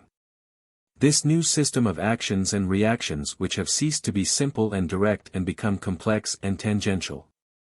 We now have 2 modes of existence, the simplicity of Kether and the relative complexity of Chakma.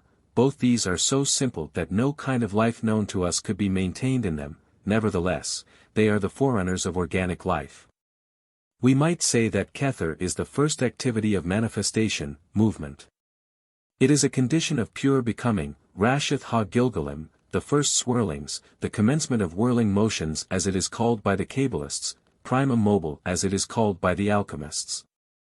Chakma, the second Sephira, is called by the rabbis Masloth, the sphere of the zodiac.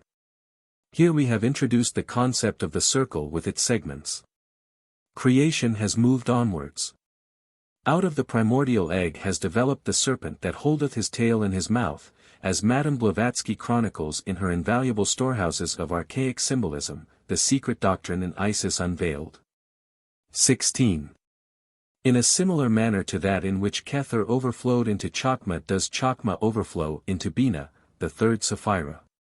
The paths pursued by the emanations in these successive overflowings is represented upon the tree of life by a lightning flash, or in some diagrams by a flaming sword.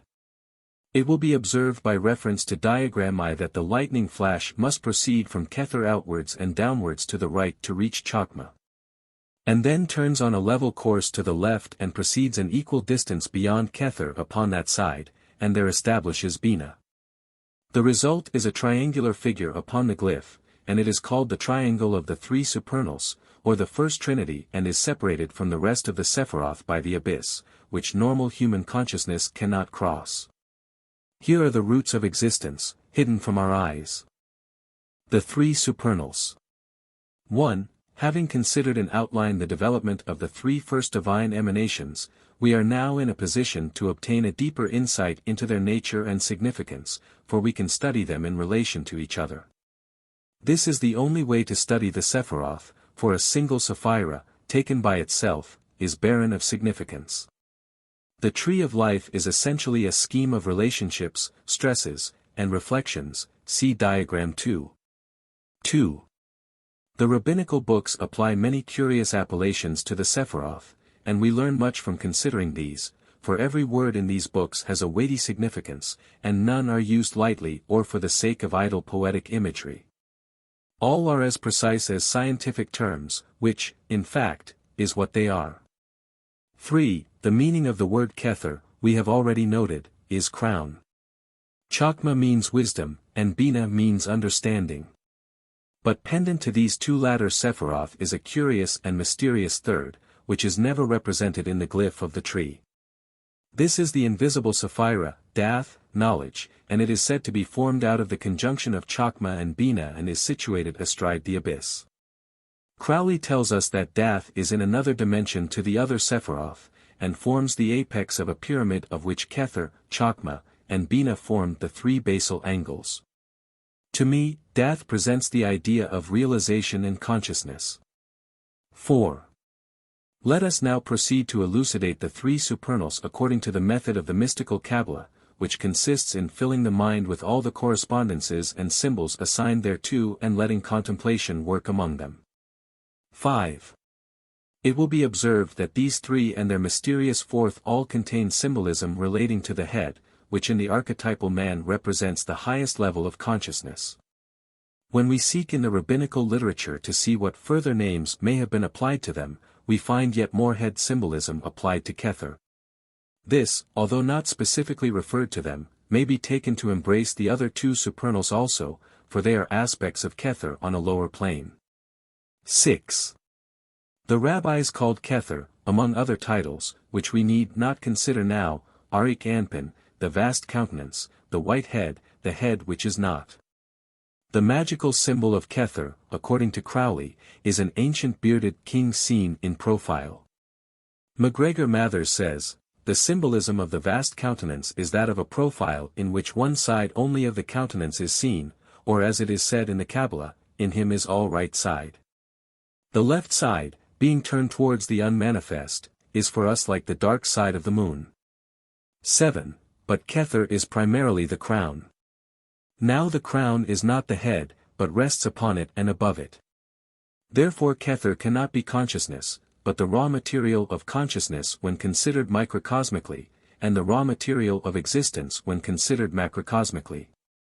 For there is this twofold way of considering the tree, as we have already noted, it can be regarded as the universe and as the soul of man, and these two aspects throw light upon each other.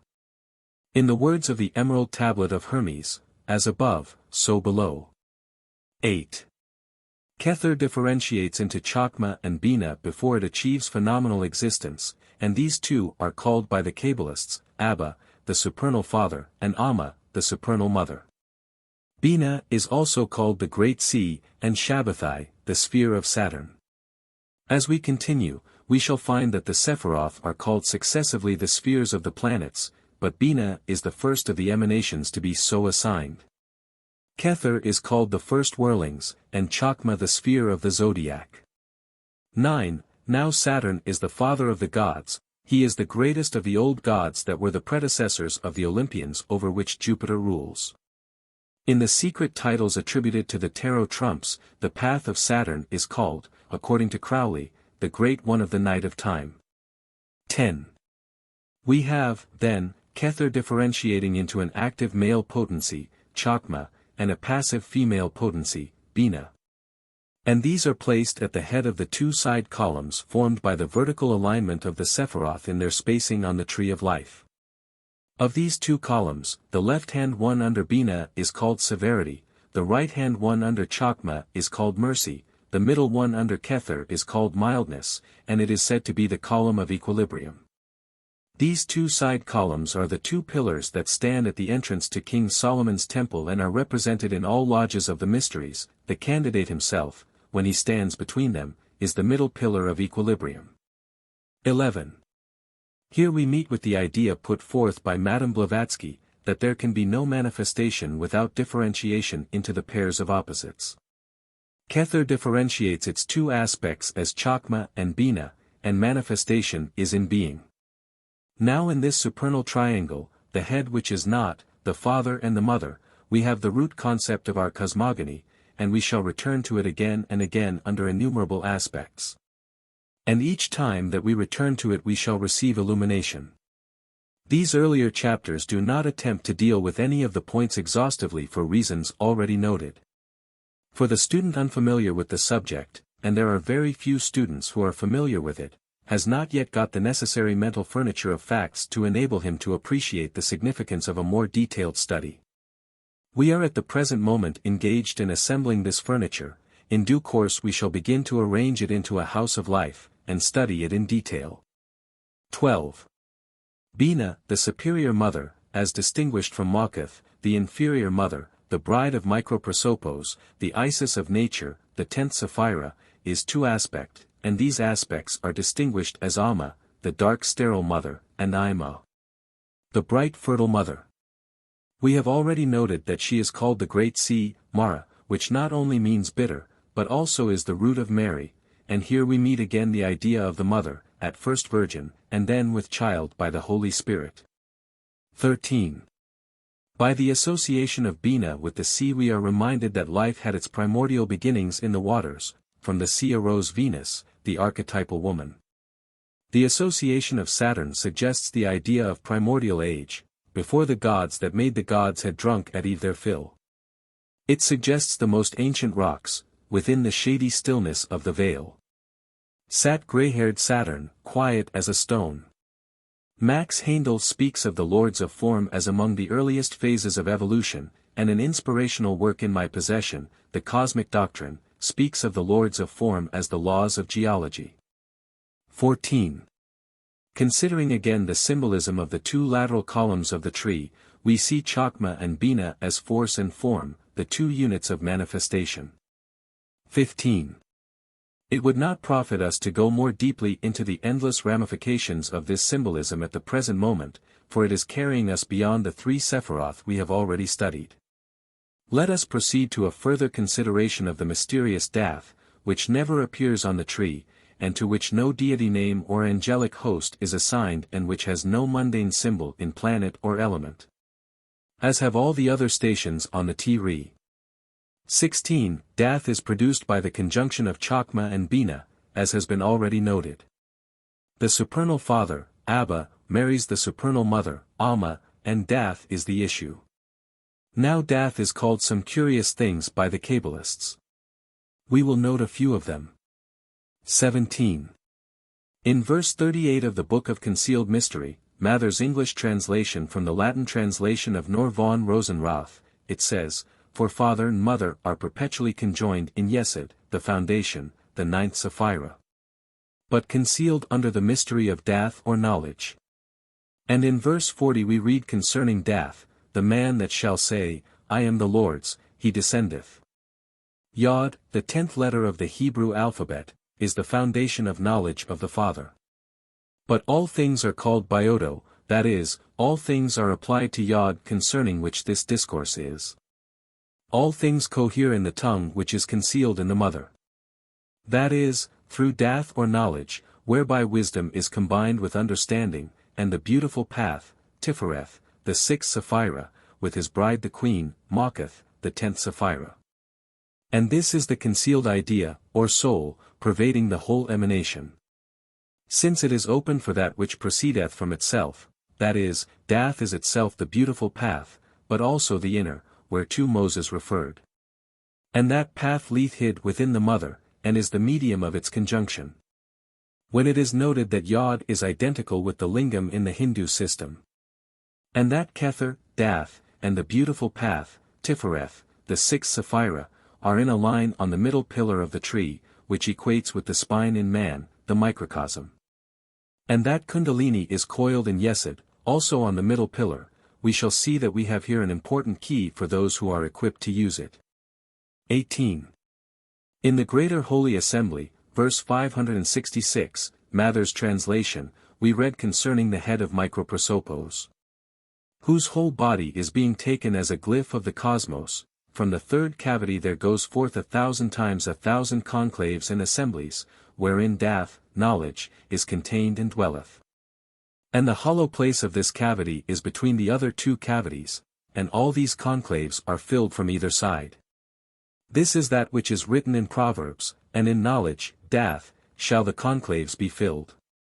And those three are expanded over the whole body, on this side and on that, and with them does the whole body cohere, and the body is contained by them on every side, and through the whole body are they expanded and diffused. 19. When it is recalled that Dath is situated at the point where the abyss bisects the middle pillar, and that up the middle pillar lies the path of the arrow, the way by which consciousness goes when the psychic rises on the planes. And that here also is Kundalini, we see that in death is the secret of both generation and regeneration, the key to the manifestation of all things through the differentiation into pairs of opposites and their union in a third.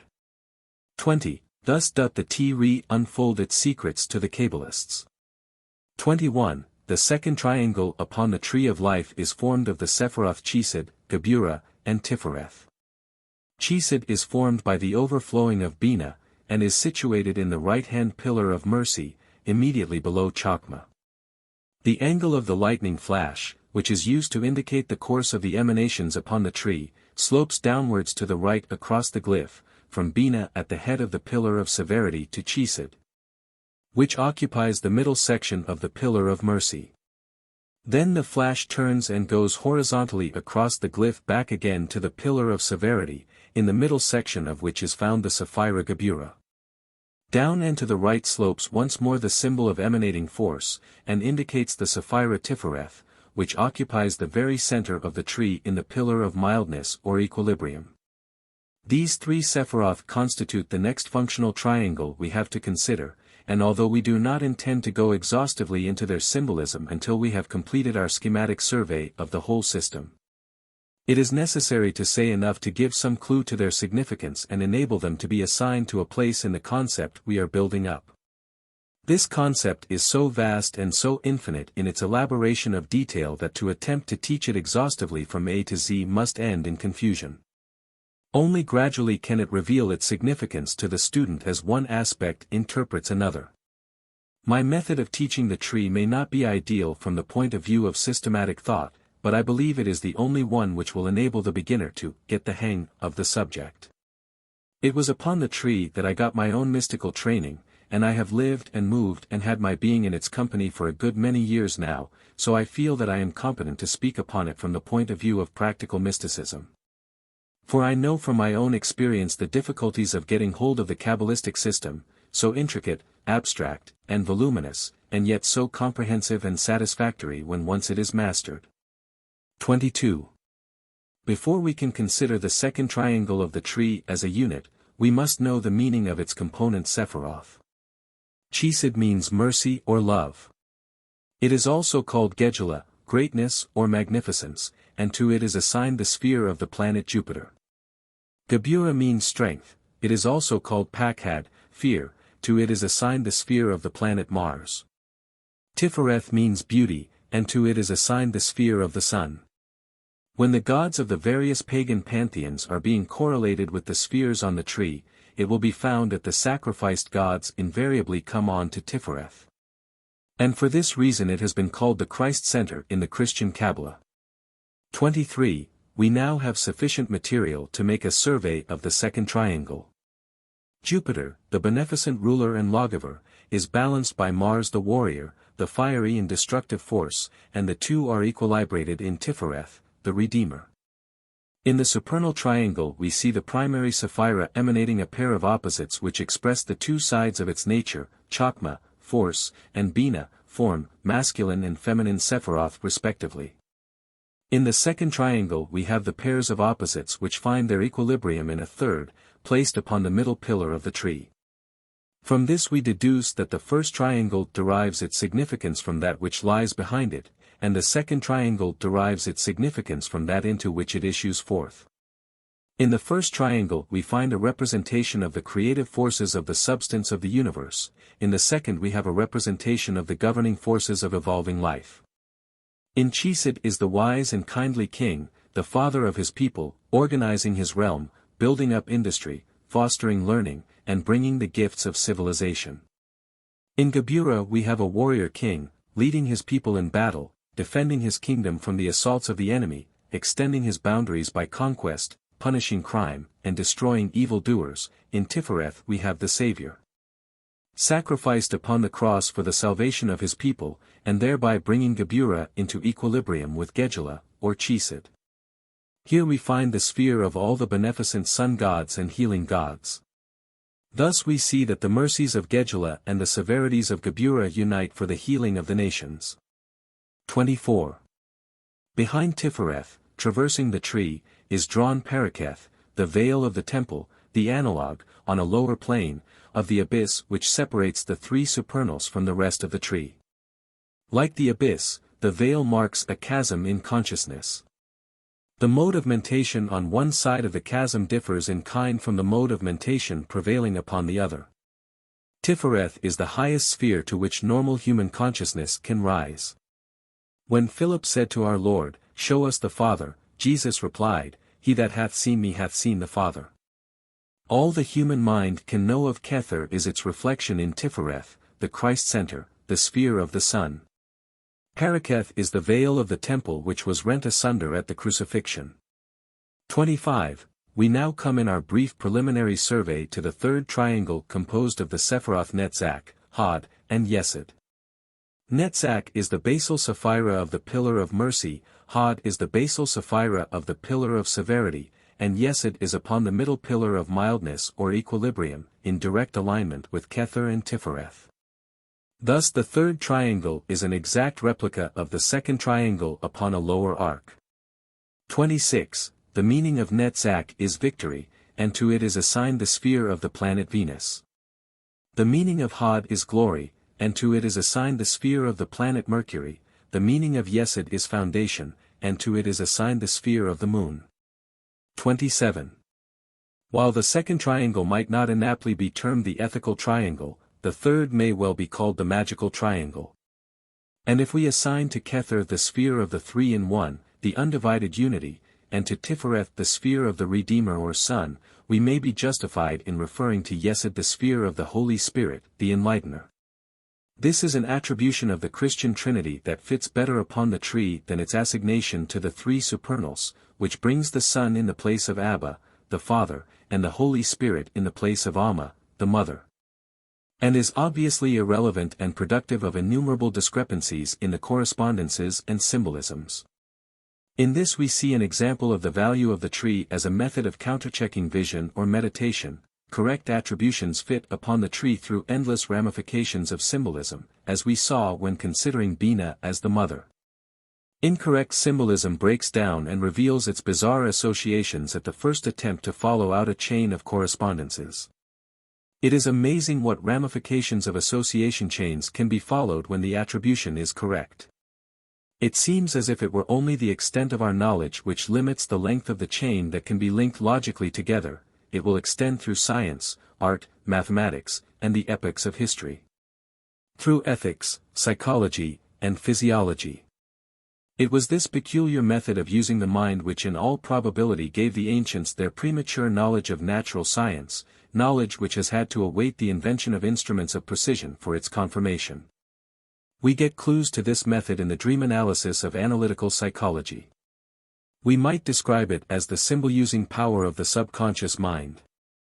It is an instructive experiment to toss a mass of irrelevant symbolism into the mind and watch it sort itself out in meditation upon the tree, rising into consciousness in long association chains like dream analysis. 28. Netzach is the sphere of the goddess of nature, Venus. Hod is the sphere of Mercury, the Greek analogue of the Egyptian Thoth, lord of books and learning. Observing their opposition, we shall expect to find two different aspects represented in them, these finding their equilibrium in a third, Yesod, the sphere of Luna. We see then a triangle composed of the Lady of Nature, the Lord of Books, and the Mistress of Witchcraft. In other words, subconsciousness and superconsciousness correlate in psychism. 29. Anyone who is familiar with practical mysticism knows that there are three paths of superconsciousness: devotional mysticism, which correlates with Tifereth; nature mysticism, of the inebriating Dionysian type, which equates with the Venus sphere of Netzach; and intellectual mysticism of the occult type, which equates with Hod, the sphere of Thoth, lord of magic. Tifereth, as will be seen by reference to the diagram of the tree, belongs to a higher plane than any member of the third triangle. Yesod, on the other hand, is drawing very near to the sphere of earth. 30. To Yesod are assigned all the deities that have the moon in their symbolism, Luna herself, Hecate with her dominion over evil magic, and Diana, with her presidency over childbirth. The physical moon, Yesod in Asaya, as the Kabbalists would say, with its 28-day cycle, correlates with the reproductive cycle of the human female. If the symbolism of the lunar crescent be traced through the various pantheons, it will be found that the deities associated with it are predominantly female. It is interesting to note in confirmation of our assignation of the Holy Spirit to Yesod that according to MacGregor Mathers the Holy Spirit is a feminine force. He says, Kabbala Unveiled p. 22, we are usually told that the Holy Spirit is masculine. But the word ruach, spirit, is feminine, as appears from the following passage of the Sefer Yetzirah, Akath, feminine, not Akkad, masculine, ruach Elohim chim, one is she, the spirit of the Elohim of life. When we consider the middle pillar as referring to levels of consciousness, we shall find further confirmation of this view. 31. There remains for our final consideration the Sephira Malkuth, the kingdom of earth. This Sephira differs from the others in several respects. Firstly, it is not part of any equilibrated triangle, but is said to be the receptacle of the influences of all the others. Secondly, it is a fallen Sephira, for it was cut off from the rest of the tree by the fall, and the coils of the stooping dragon arising from the world of shells, the kingdoms of unbalanced force, separated from its brethren. Behind the shoulder of the queen, the bride of Microprosopos, Malkuth, the serpent rears his head, and here is said to be the place of severest judgments. The sphere of Malkuth abuts upon the hells of the averse Sephiroth, the Cliffeth, or evil demons.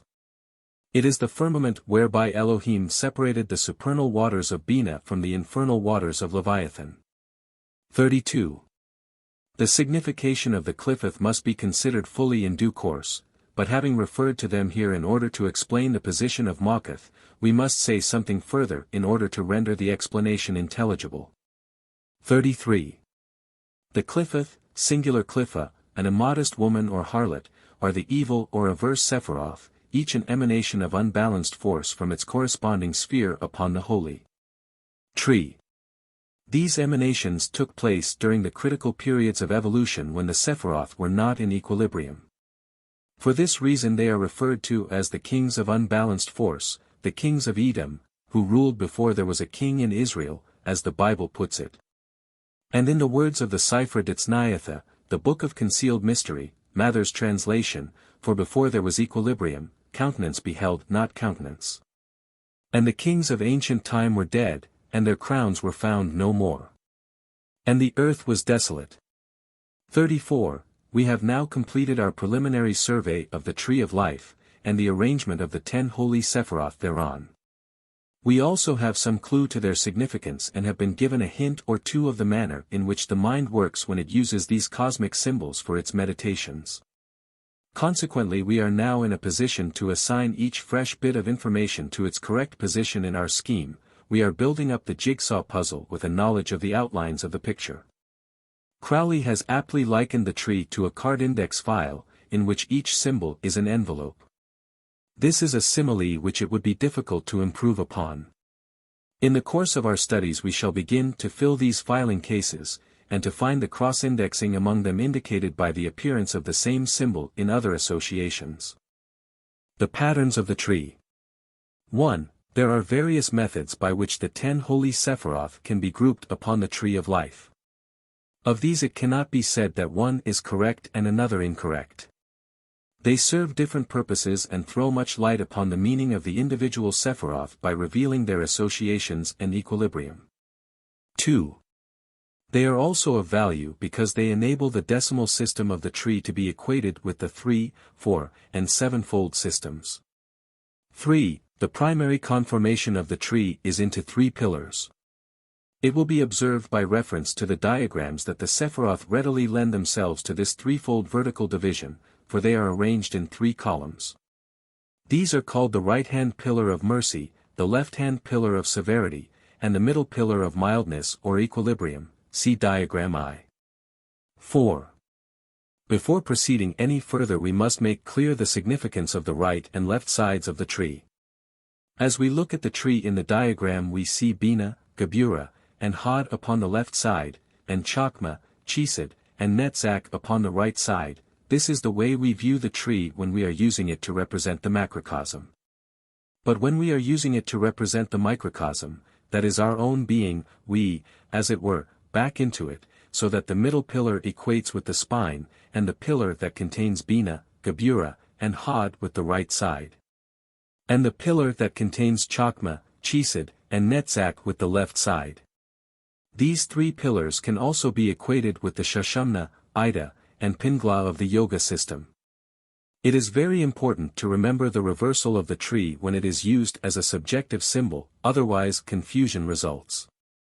In his valuable book upon the literature of the Kabbalah, the Holy Kabbalah, Mr. Waite, in the frontispiece, for some reason best known to himself, reverses the usual presentation of the tree. But it may be taken for granted that most representations of the symbol give the objective tree, not the subjective. When the tree is being used to indicate the lines of force in the aura, it is the subjective tree that must be used, so that Gabura equates with the right arm. In all cases, of course, the middle pillar remains steadfast. 5. The pillar of severity is considered to be negative or feminine, and the pillar of mercy to be positive or masculine. Superficially it may be thought that these attributions lead to incompatible symbolism.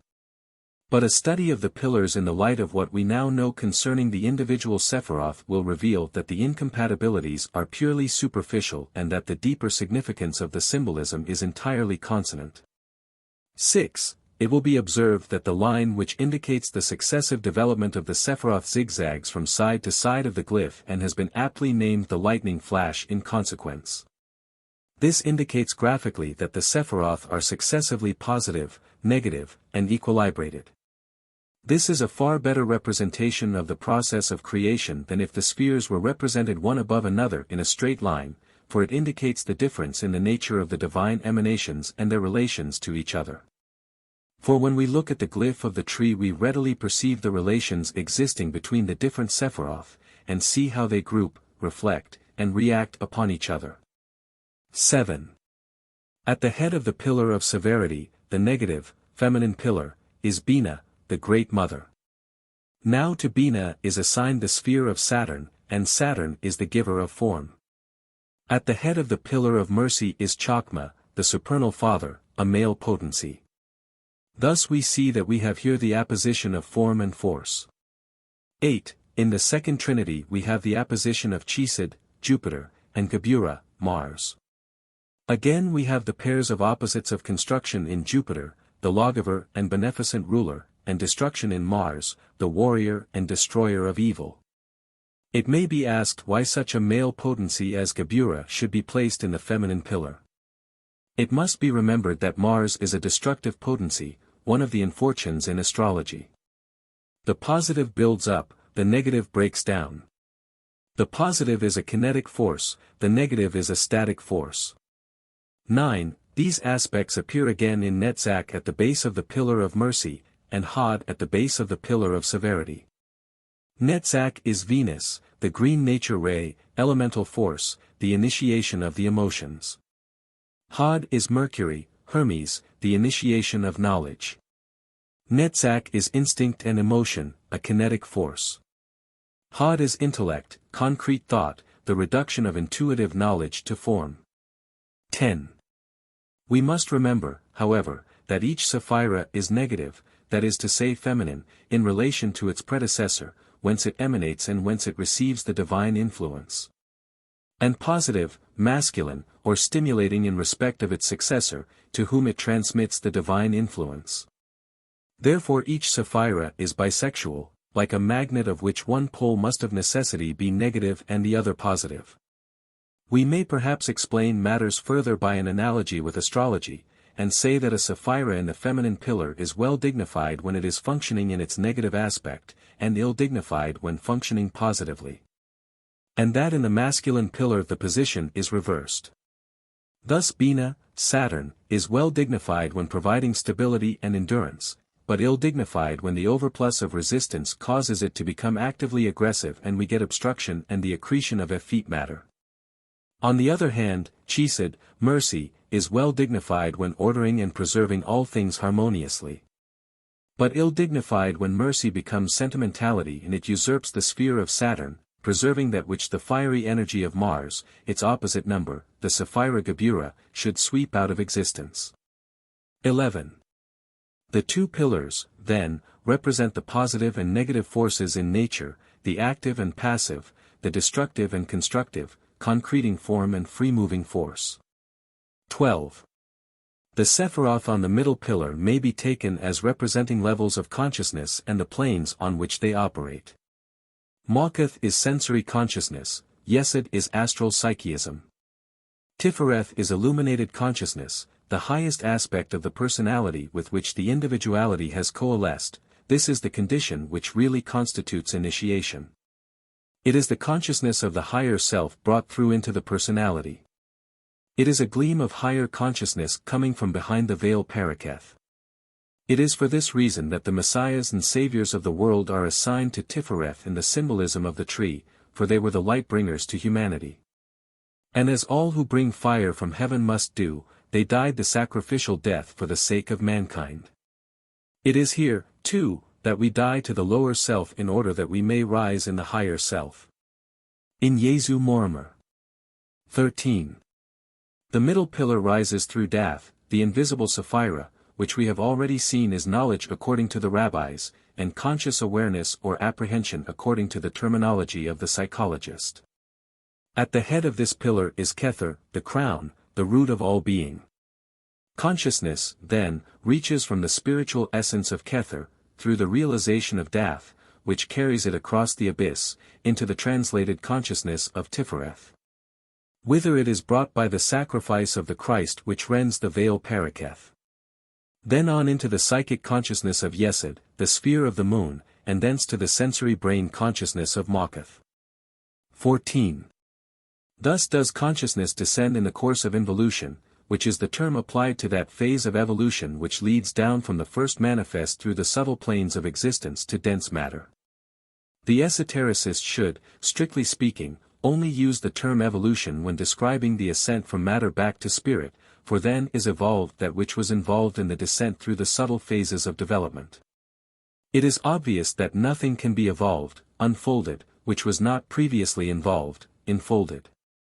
The actual course of evolution follows the track of the lightning flash or flaming sword, from Kether to Mawkuth in the order of development of the Sephiroth previously described. But consciousness descends plane by plane, and only begins to manifest when the polarizing Sephiroth are in equilibrium. Therefore the modes of consciousness are assigned to the equilibrating Sephiroth upon the middle pillar, but the magical powers are assigned to the opposing Sephiroth, each at the end of the beam of the balance of the pairs of opposites. 15. The way of initiation follows the coilings of the serpent of wisdom upon the tree. But the way of illumination follows the path of the arrow which is shot from the bow of promise, Kashay, the rainbow of astral colors that spreads like a halo behind Yesod. This is the way of the mystic as distinguished from that of the occultist. It is swift and direct, and free from the danger of the temptation of unbalanced force that is met with in either pillar, but it confers no magical powers save those of sacrifice in Tifereth and psychism in Yesod. 16. We have noted the three trinities of the tree in our preliminary discussion of the 10 Sephiroth. Let us recapitulate these again for clearness' sake. Mathers calls the first trinity of Kether, Chokmah, and Bina the intellectual world. The second trinity of Chesed, Gabura, and Tifereth the moral world, and the third trinity of Netzach, Hod, and Yesod the material world. To my way of thinking, this terminology is misleading, for these words do not connote in our minds what is meant by these worlds.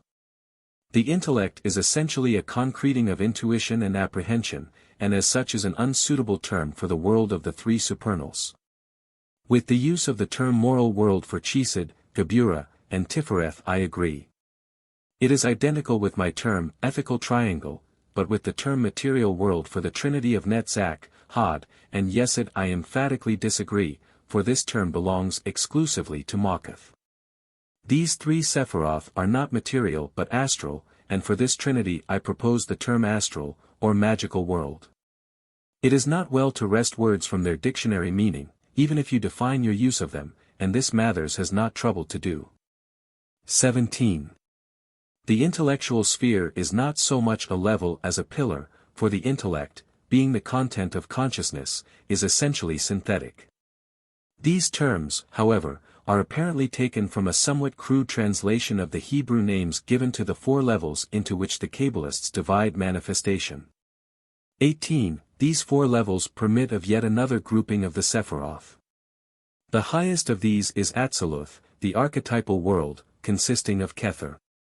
The second, Bria, called the creative world, consists of Chokmah and Bina, the supernal Abba and Amma, father and mother. The third level is that of Yetzirah, the formative world, consisting of the six central Sephiroth, viz. Chesed, Geburah, Tifereth, Netzach, Hod, and Yesod. The fourth world is Asaya, the material world, represented by Makath. 19. The 10 Sephiroth are also conformed into 7 palaces. In the first palace are the 3 supernals, in the 7th palace are Yesod and Makath, and the rest of the Sephiroth each has a palace to itself. The grouping is of interest as revealing the intimate relationship of Yesod and Makath, and enabling the tenfold scale of the Kabbalah to be equated with the sevenfold scale of Theosophy. 20. There is also a threefold division of the Sephiroth which is very important in Kabbalistic symbolism. In this system Kether is given the title of Arik Anpin, the vast countenance. This is manifested as Abba, the supernal father, Chokmah, and Amma, the supernal mother, Bina, these being the positive and negative aspects of the three in one. These two differentiated aspects, when united, are, according to Mathers, Elohim, that curious divine name which is a feminine noun with a masculine plural attached to it. This union takes place in Dath, the invisible Sephirah. 21. The next 6 Sephiroth are conformed into Zir Anpin, the lesser countenance, or microprosopos, whose special Sephirah is Tifereth. The remaining Sephirah, Makath, is called the bride of microprosopos. 22. Microprosopos is also sometimes called the king, Makath is then called the queen. She is also called the lesser mother or terrestrial Eve as distinguished from Bina, the supernal mother. 23. These different methods of classifying the Sephiroth are not competing systems, but are designed to enable the decimal system of the Kabbalists to be equated with other systems, using a threefold notation, such as the Christian. Or as we have already noted, a sevenfold system like Theosophy. They are also valuable as indicating functional affiliations among the Sephiroth themselves.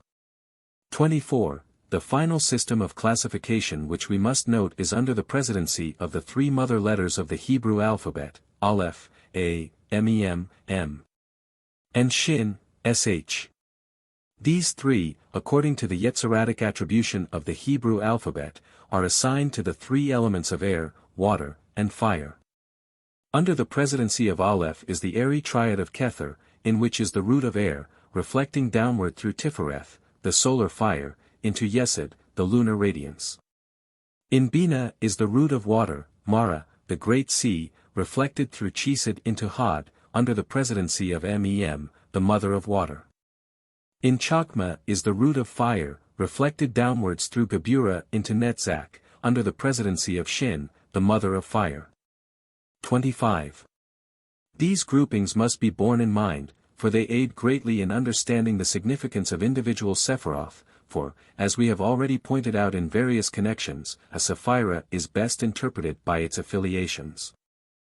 The 10 Sephiroth in the 4 worlds. 1. We have already noted the division of the Sephiroth into the 4 worlds of the Kabbalists, for this is one of the methods of classification much employed in Kabbalistic thought and of great value when studying evolution. We must remember, however, that the tree is not an arbitrary method of classification.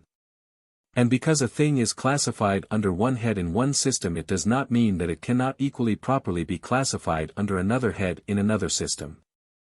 The reappearance of the same symbol in a different sphere often affords valuable clues. 2. Under another method of classification, the 10 holy Sephiroth are considered as appearing in each Kabbalistic world upon another arc or level of manifestation. So that just as Ein Sof, the limitless light of the unmanifest, concentrated a point, which was Kether, and the emanations work down through increasing grades of density to Makuth. So the Makuth of Atziluth is conceived of as giving rise to the Kether of Bria, and so on consecutively down the planes, the Makuth of Bria giving rise to the Kether of Yetzirah, the Makuth of Yetzirah giving rise to the Kether of Asaya.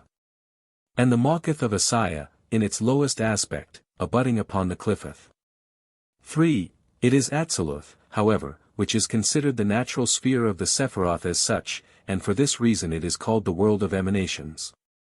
It is here, and here only, that God acts directly and not through his ministers.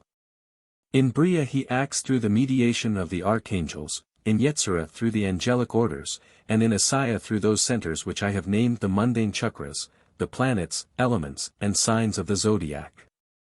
4. We have, then, in these 4 sets of symbols a complete system of notation for expressing the mode of function of any given power at any given level, and this system of notation is the basis of ceremonial magic with its names of power. And also of talismanic magic and the tarot system of divination. It is for this reason that it is said of the barbarous names of evocation, that not so much as a letter may be changed, for these names are formally based on the Hebrew alphabet, which is the sacred language of the West as Sanskrit is the sacred language of the East. In Hebrew, moreover, each letter is also a number, so the names are numerical formulae. A most intricate system of metaphysical mathematics, called gematria, is based on this principle. There are aspects of gematria which I, at the present stage of my knowledge at any rate, consider debased and idle, being the accretions of superstition. But the basic idea of the system of cosmic mathematics unquestionably enshrines great truths and contains great possibilities. Using this system, it is possible to unravel the relationships of all manner of cosmic factors if the correct Hebrew spelling of the names of power is known, for these names were formulated in accordance with the principles of gematria. And therefore gematria supplies the key to them. But this aspect of our subject, fascinating as it is, we cannot enter upon now. 5. In the archetypal world of Atziluth there are assigned to the 10 Sephiroth 10 forms of the divine name. Anyone who has read the Bible cannot fail to have observed that God is referred to under divers titles, as the Lord God, as the Father, and by several other appellations.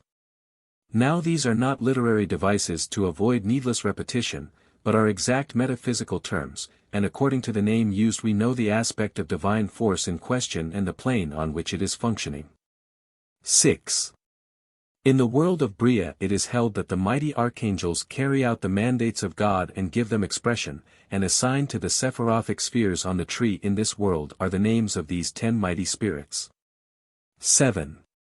In Yetzirah it is the choirs of angels, innumerable in their concourse, who carry out the divine commands, and these also are assigned to their Sephirothic spheres, thus enabling us to know their mode and level of function. 8. In Asaya, as we have already noted, certain natural centers of force are given similar correspondences. We will consider all these associations when we come to study the Sephiroth in detail. 9. In the symbolic rendering of the 10 holy Sephiroth in the 4 worlds there is another important set of factors to be considered, and these are the 4 color scales classified by Crowley as the King scale, assigned to the Atziluthic world. The Queen scale, assigned to the Briatic world, the Emperor scale, assigned to the Yetziratic world, and the Empress scale, assigned to the Asiatic world. 10. This fourfold classification has a far-reaching significance in all Kabbalistic matters, and also in Western magic, which is largely based upon the Kabbalah. It is said to be under the presidency of the 4 letters of Tetragrammaton, the sacred name popularly rendered as Jehovah. In Hebrew, which has no vowels in its alphabet, this word is spelt YHVH, or, according to the Hebrew names of these letters, Yod, He, Vav, He. The vowels are indicated in Hebrew by points inserted in and under the square letters of the script, which is written from right to left. These vowel points were only introduced at a comparatively recent date, and the older Hebrew scripts are unpointed so that the reader cannot see the pronunciation of any proper name for himself, but needs to have it communicated to him by someone who knows it. The true mystical pronunciation of the Tetragrammaton is said to be one of the arcana of the mysteries. 11. To the 4 letters of the name are allotted any fourfold mystical classification, and by means of their correspondences we can trace all manner of relationships, and these are very important in practical occultism, as will be seen later. 12. For important fourfold divisions find a place under them, thus enabling us to see their relationships among themselves. These are the 4 worlds of the Kabbalists, the 4 elements of the alchemists. The fourfold classification of the signs of the zodiac and the planets into triplicities, employed by the astrologers, and the 4 suits of the tarot pack used in divination. This fourfold classification resembles the Rosetta Stone which gave the key to the Egyptian hieroglyphs, for on it were inscriptions in Egyptian and Greek. Greek being known, it was possible to work out the meaning of the corresponding Egyptian hieroglyphs. It is the method of arranging all these sets of factors on the tree which gives the real esoteric clue to each of these systems of practical occultism. Without this key they have no philosophical basis and become matters of rule of thumb and superstition. It is for this reason that the initiated occultist will have nothing to do with the uninitiated fortune teller, for he knows that, lacking this key, his system is valueless. Hence the vital importance of the tree in Western occultism. It is our basis, our standard of measurement, and our textbook. 13. To understand a sapphira, then, we need to know firstly its primary correspondences in the 4 worlds. Its secondary correspondences in the 4 systems of practical occultism mentioned above, and, thirdly, any other correspondences we can by any means gather together, in order that the testimony of many witnesses may yield the truth. Of this gathering of correspondences there can be no end, for the whole cosmos on all its planes corresponds in endless sequences. We are constantly adding to our knowledge if we are good students of occult science. No better simile than that of the card index system could possibly have been found. 14. But yet again we must remind the reader in this connection that the Kabbalah is as much a method of using the mind as a system of knowledge.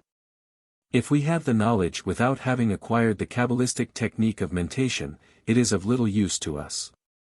In fact, we might go so far as to say that it is not possible to acquire any great degree of knowledge until this technique of the mind has been mastered. For it is not the conscious mind to which the tree appeals, but subconsciousness, for the logical method of the Kabbalah is the logical method of dream association. But in the case of the Kabbalah the dreamer is the racial subconsciousness, the oversoul of the peoples, the earth spirit. Into communion with this earth soul the adept enters by means of meditation on the prescribed symbols. This is the real import of the tree and its correspondences. 15. The highest of the 4 worlds, Atziluth, the plane of pure deity, is called by the Kabbalists the archetypal world. It is also called, in the somewhat clumsy translation of MacGregor Mathers, the intellectual world. This term is misleading. It is only intellectual as we commonly understand the word as relating to the mind, the rational intellect, in so far as it is the realm of archetypal ideas. But these ideas are entirely abstract, and are conceived by a function of consciousness quite outside the range of mind as we know it. Therefore to call this level the intellectual world is to mislead the reader, unless at the same time we say that by intellect we mean something quite different to what the dictionary means. This is a poor way of expressing our ideas. It is far better to coin a new term with a precise meaning than to use an old one in a misleading sense, especially as, in the case of Atziluth, there is an excellent term already current, the term archetypal, which exactly describes it. 16. The Atziluthic world is said by the Kabbalists to be under the presidency of the Yod of the sacred name of Tetragrammaton. We may justly deduce from this that in any other fourfold system whatever is said to be also under the presidency of Yod will refer to the Atziluthic, or purely spiritual aspect of that force or subject. Among other associations given by different authorities are the wand suit of the tarot pack and the element of fire. It will be apparent to anyone who has any knowledge of occult matters that as soon as we know the element to which a symbol is assigned, we know a good deal, for it opens up all the ramifications of astrology for us. And we can trace out its astrological affinities through the triplicities of the zodiac and the affinities of the planets with them. As soon as we know what zodiacal and planetary associations exist, we are in a position to explore the correlated symbolism of any pantheon. For all the gods and goddesses of all the systems that the human mind has ever invented have astrological associations. The stories of their adventures are really parables of the workings of cosmic forces. Through this maze of symbolism we could never hope to find our way unaided, but if we anchor the end of each chain of correspondences to its Sapphira, we have the clue we need. 17. All systems of esoteric thought, as well as all popular theologies, attribute the construction and presidency of the different parts of the manifested universe to the mediation of intelligent and purposive beings, working under the instruction of deity. Modern thought has tried to escape from the implications of this concept by reducing manifestation to a matter of mechanics. It has not succeeded, and there are signs that it is not far from the point when it will perceive mind as being at the root of form. 18. The concepts of the ancient wisdom may be crude from the standpoint of modern philosophy, but we are forced to admit that the causative force behind manifestation is more akin in its nature to mind than to matter. To go a step further and personify the different types of force is a legitimate analogy. Provided we realize that the entity which is the soul of the force may differ as much in kind and degree from our minds as our bodies differ in type and scale from the bodies of the planets. We shall be nearer an understanding of nature if we look for mind in the background than if we refuse to admit that the visible universe has an invisible framework. The ether of the physicists is closer akin to mind than to matter. Time and space, as understood by the modern philosopher, are more like modes of consciousness than linear measures. 19. The initiates of the ancient wisdom made no bones about their philosophy. They took each factor in nature and personified it, gave it a name, and built up a symbolic figure to represent it, just as British artists have by their collective efforts produced a standard Britannia. A female figure with shield charged with the Union Jack, a lion at her feet, a trident in her hand, a helmet on her head, and the sea in the background. Analyzing this figure as we would a Kabbalistic symbol, we realize that these individual symbols in the complex glyph have each a significance. The various crosses which make up the Union Jack refer to the four races united in the United Kingdom. The helmet is that of Minerva, the trident is that of Neptune, the lion would need a chapter to himself to elucidate his symbolism. In fact, an occult glyph is more akin to a coat of arms than anything else, and the person who builds up a glyph goes to work in the same way as a herald designing a coat of arms. For in heraldry every symbol has its exact meaning, and these are combined into the coat of arms that represents the family and affiliations of the man who bears it, and tells us his station in life. A magical figure is the coat of arms of the force it represents. 20. These magical figures are built up to represent the different modes of the manifestation of cosmic force in its different types and on its different levels. They are given names, and the initiate thinks of them as persons, not troubling himself about their metaphysical foundations. Consequently, for all practical purposes they are persons, for whatever they may be in actual fact, they have been personalized, and thought forms have been built up on the astral plane to represent them. These, being charged with force, are of the nature of artificial elementals.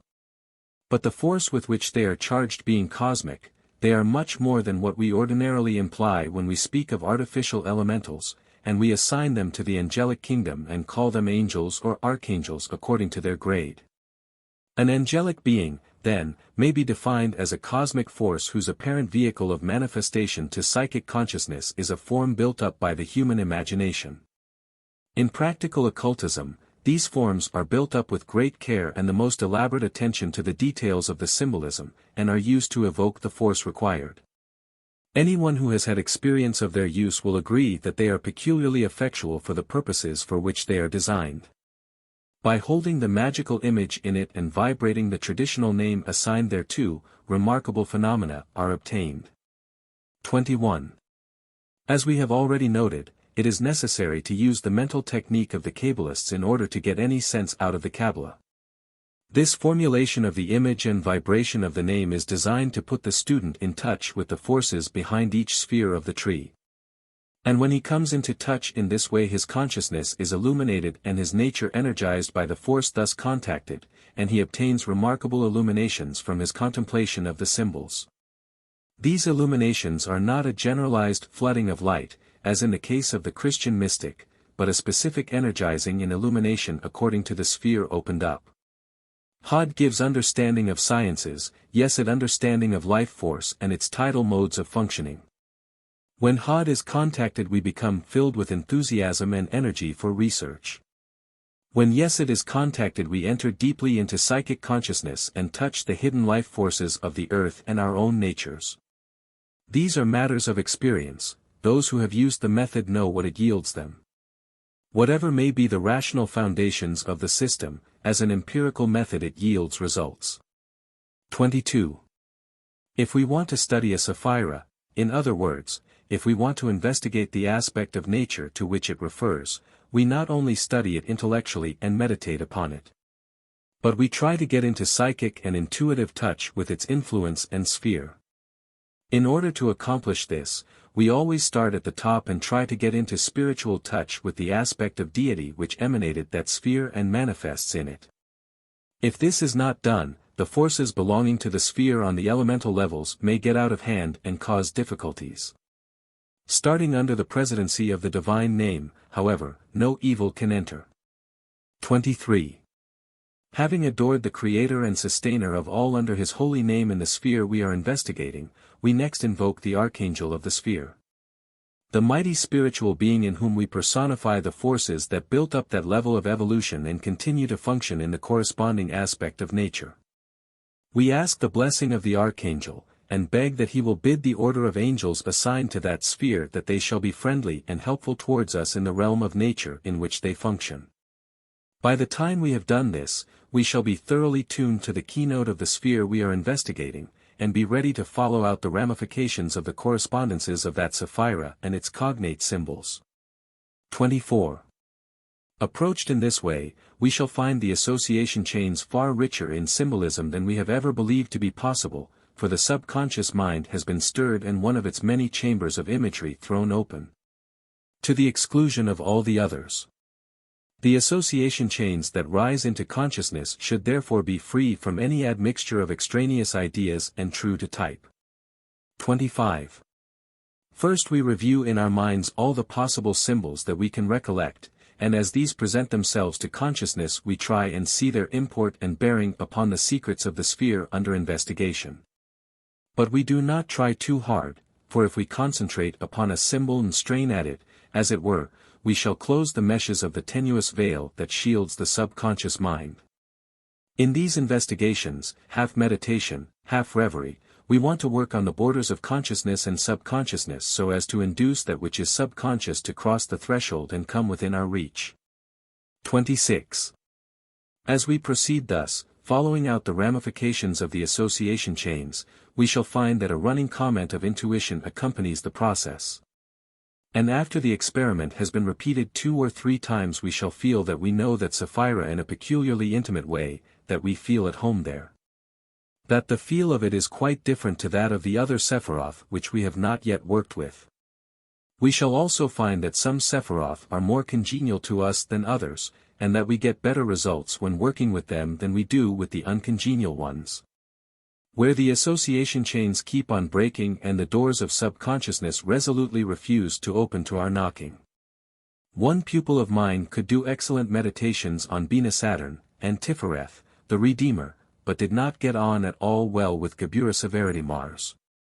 27. I shall never forget my own experience with the first attempt I made at this method. I was working on the 32nd path, the path of Saturn, uniting Makath and Yesod, a very difficult and treacherous path. In my horoscope Saturn is not well aspect, and I have often experienced his opposing influence in my affairs. But after I had succeeded in treading the path of Saturn out into the indigo darkness of the unseen until the moon of Yesod rose in purple and silver over the horizon, I felt that I had received the initiation of Saturn. That he was no longer inimical to me, but a friend who, though candid and stern, was to be trusted to protect me from mistakes and rash judgments. I realized his function as the tester, and not the antagonist or avenger. I realized him as time with his scythe, but knew also why he was called in Hebrew, Shabbathai, rest, for he giveth his beloved sleep. After that, the 32nd path was open to me, not only on the tree, but in life, for the forces and problems symbolized by that path and its correspondences had become harmonized in my soul. From these two brief examples it will be seen that the meditations upon the tree form a most practical and exact system of mystical development. And one that is peculiarly valuable in that it is equilibrated, for the different aspects of manifestation are, as it were, dissected out and dealt with in turn, nothing being neglected. By the time we have trodden all the paths of the tree we shall have learnt the lessons of death and the devil, as well as of the angel and the high priest. The paths upon the tree. 1. The Sefer Yetzirah refers to the 10 Sephiroth themselves, as well as the lines connecting them, as paths, and justly so, for they are all equally channels of divine influence. But it is usual in practical working to consider the lines between the Sephiroth only as the paths, and the Sephiroth themselves as spheres upon the tree. This is one of the many tricks and blinds to be found in the Kabbalistic system, for if we think of the paths as 32 in number, as they are given in the Sefer Yetzirah, we shall not be able to equate them with the 22 letters of the Hebrew alphabet which, with their numerical value and correspondences, form the key to the paths. 2. Each path is said to represent the equilibrium of the two Sephiroth it connects, and we have to study it in the light of our knowledge of these Sephiroth if we are to appreciate its significance. Certain symbols are also assigned to the paths themselves. These are, as already noted, the 22 letters of the Hebrew alphabet, the signs of the zodiac, the planets, and the elements. Now there are 12 signs in the zodiac, 7 planets, and 4 elements, making in all 23 symbols. How are these to be arranged on 22 paths? Here is another Kabbalistic blind to puzzle the uninitiated. The answer is quite simple when it is known. Our consciousness being in the element of earth, we do not need the symbol of earth in our calculations when we make contact with the unseen, so we leave it out and then find ourselves with the correct set of correspondences. Mawkath is all the earth we need for practical purposes. 3. The third set of symbols to go upon the paths are the 22 trumps or major arcana of the tarot pack. With these 3 sets of symbols and the colors of the 4 color scales, our major symbolism is complete. The minor symbolism consists of the innumerable ramifications of the correspondences through all systems and planes. 4. The tree of life, astrology, and the tarot are not 3 mystical systems, but 3 aspects of one and the same system, and each is unintelligible without the others. It is only when we study astrology on the basis of the tree that we have a philosophical system. Equally does this apply to the tarot system of divination, and the tarot itself, with its comprehensive interpretations, gives the key to the tree as applied to human life. 5. Astrology is so elusive because the uninitiated astrologer works on one plane only. But the initiated astrologer, with the tree as his ground plan, interprets on the 4 planes of the 4 worlds, and the effect of, shall we say, Saturn, is very different in Atziluth, where it is the Divine Mother, Bina, to what it is in Asaya. 6. All systems of divination and all systems of practical magic find their principles and philosophy based upon the tree. Whoever tries to use them without this key is like the foolhardy person who has a pharmacopoeia of patent medicines and doses himself and his friends according to the descriptions given in the advertisements. Wherein backache includes every disease which does not cause pain in front. The initiate who knows his tree is like the scientific physician who understands the principles of physiology and the chemistry of drugs, and prescribes accordingly. 7. Various methods of attributing the tarot cards have been worked out from traditional sources. In his little book, The Key to the Tarot, Waite gives the chief of these, but refrains from indicating which, in his opinion, is the correct one. In his valuable tabulation of esoteric symbolism, 777, Crowley has no such reticence, but gives the system as it is known among initiates. This is the method I propose to follow in these pages, for I believe it to be the correct because the correspondences work out without discrepancies, a thing they do in none of the other systems. 8. According to this system, the 4 suits of the tarot pack are assigned to the 4 worlds of the Kabbalists and the 4 elements of the alchemists. The suit of wands is assigned to Atziluth and fire. The suit of cups to Bria and water. The suit of swords to Yetzirah and air. The suit of pentacles or coins to Asaya and earth. 9. The 4 aces are assigned to Kether, the first Sapphira, the 4 twos to Chokmah, the second Sapphira. And so on down the pack, the 4 tens being assigned to Mawkath. It will thus be seen that the cards of the 4 suits of the tarot pack represent the action of the divine forces in each sphere and on each level of nature. Equally, if we know the significance of the tarot cards, we shall obtain much light on the nature of the paths and spheres to which they are assigned. Both these systems, the tarot and the tree, being of immemorial antiquity, their origins lost in the vistas of the ages, there is an enormous mass of symbolic correspondences accumulated around each of them. Every practical occultist who has ever worked with the tree has added to this stock of associations, making the symbols live in the astral by means of his operations. The tree and its keys are infinite in their adaptability. 10. The 4 court cards of the tarot are called in modern packs, King, Queen, Knight, and Knave, but in the traditional packs they are, according to Crowley, arranged and symbolized differently. The King, being a mounted figure, indicating the swift action of the yod of Tetragrammaton in the sphere of the suit, the Queen, as in the modern packs, is a seated figure, represents the steadfast forces of the he of Tetragrammaton. The Prince of the esoteric tarot is a seated figure, corresponding to the Vav of Tetragrammaton, and the Princess, the Knave of the modern packs, correspond to the he final of the sacred name. 11. The 22 trumps are arranged in various ways by various authorities, of which Mr. Waite gives a selection, but in our system we will follow the order given by Crowley for reasons already discussed. 12. In these pages we propose to give the philosophical tree of life, and enough practical instruction to render it available for meditation purposes, but we do not propose to give the practical Kabbalah, which is used for magical purposes. Because that can only properly be learnt and safely practiced in a temple of the mysteries. Reference must be made to the practical Kabbalah, however, in order to render some of the concepts intelligible. But those who are rightfully in possession of its keys need have no fear that these keys will be revealed to the uninitiated in these pages, for I am quite alive to the consequences of so doing. 13. If, from the information here given, and as a result of pursuing the methods described herein, anyone is able to work out for himself the keys of the practical Kabbalah, as he well may, can any dispute that he is entitled to them? 14. The tree is enormously valuable as a meditation glyph, quite apart from its use in magic. By meditation such as I have described in my account of my own experiences on the 32nd path, it is possible to equilibrate the warring elements in one's own nature and bring them into harmonious balance.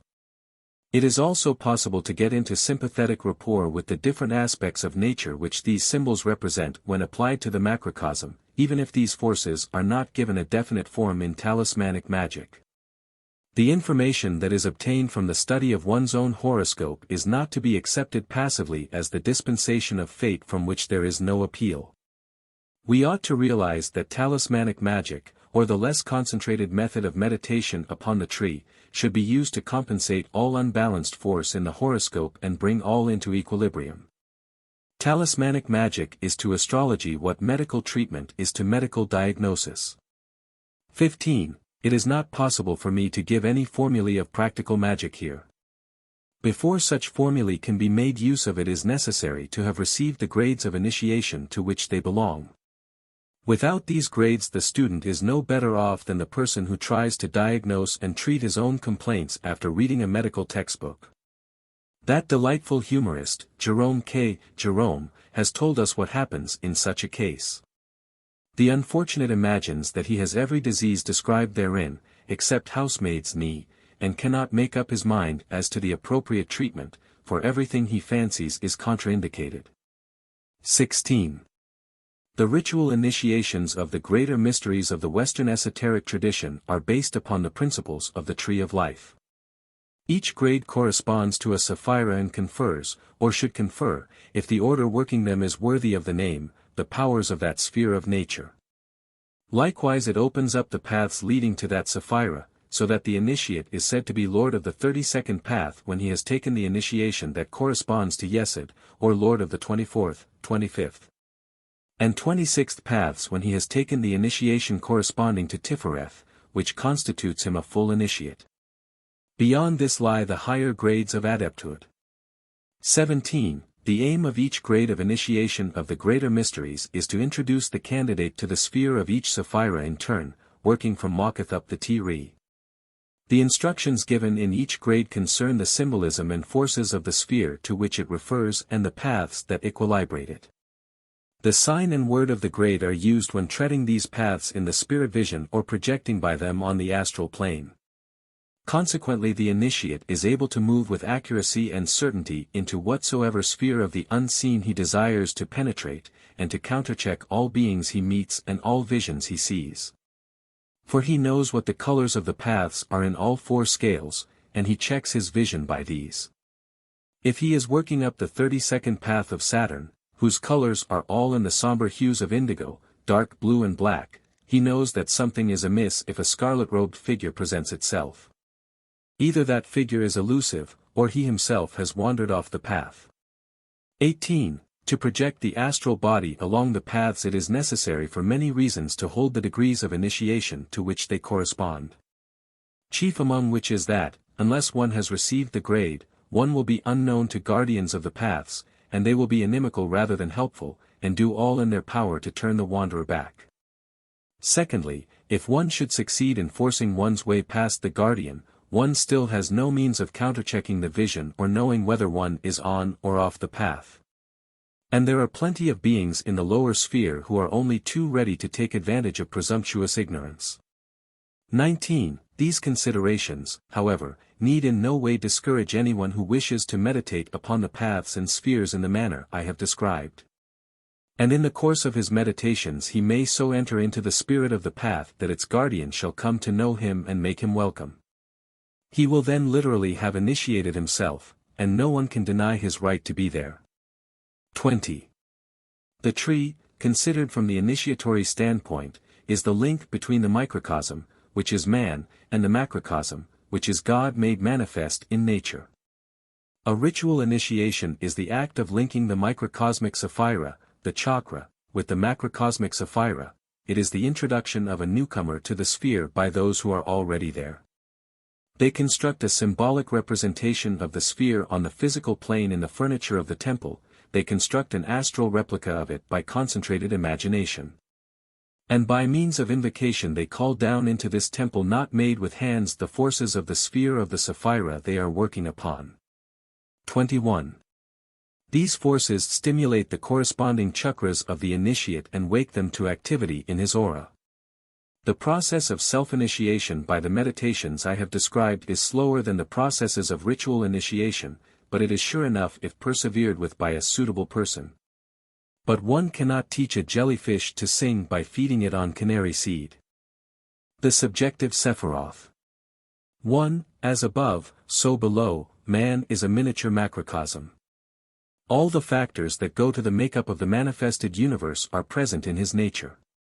Hence, in his perfection, he is said to be higher than the angels.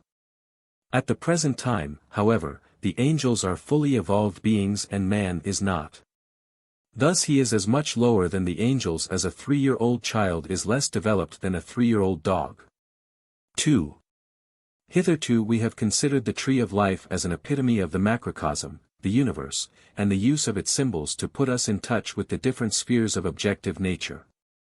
We will now consider it in relation to the subjective sphere of the nature of the individual. 3. The accepted correspondences, as given by Crowley, who, unfortunately, never gives his authorities, so we do not know when he is using MacGregor Mather's system and when he is relying upon his independent researches, are based partly on the astrological attribution of the planets assigned to the different Sephiroth, and partly upon a crude anatomical scheme of the human form standing with its back to the tree. This is too crude for our purposes, and probably represents the work of later generations of scribes. During the Middle Ages the Kabbalah was rediscovered by European philosophers, and they grafted astrological and alchemical symbolism upon its system. Moreover, the rabbis themselves used an extremely detailed set of anatomical metaphors, discussing in detail the significance of every hair on the head of God, and even the more intimate parts of his anatomy. Such references cannot be taken literally and applied to the human form. 4. The Sephiroth, individually and in their pattern of relationships, represent in relation to the macrocosm the successive phases of evolution, and in relation to the microcosm the different levels of consciousness and factors of character. That these levels of consciousness have some relation to the psychic centers of the physical body is a reasonable assumption, but we must not be crude and medieval in the conclusions we draw. Occult anatomy and physiology have been worked out in detail in the yoga science of the Hindus, and we can learn much from their teachings. The latest advances in physiology are pointing to the conclusion that the link between mind and matter is to be sought primarily in the endocrine system of ductless glands and only secondarily in the brain and central nervous system. We can learn much from this source of knowledge also, and piecing together all the information we can collect from every source, we may finally arrive by inductive reasoning at what the ancients learnt by means of the intuitive and deductive methods which they brought to such a high degree of perfection in their mystery schools. 5. It is generally agreed that the chakras, or psychic centers described in yoga literature, are not situated inside the organs with which they are associated, but in the auric envelope at spots roughly approximating thereto. We shall do well, therefore, not to associate the different Sephiroth with the limbs and other parts of our anatomy, but to regard the use of such analogies as metaphorical and look for the psychic principles which they may be held to represent. 6. Before proceeding to a detailed study of each Sephira from this standpoint, it is very helpful to have a general survey of the tree as a whole.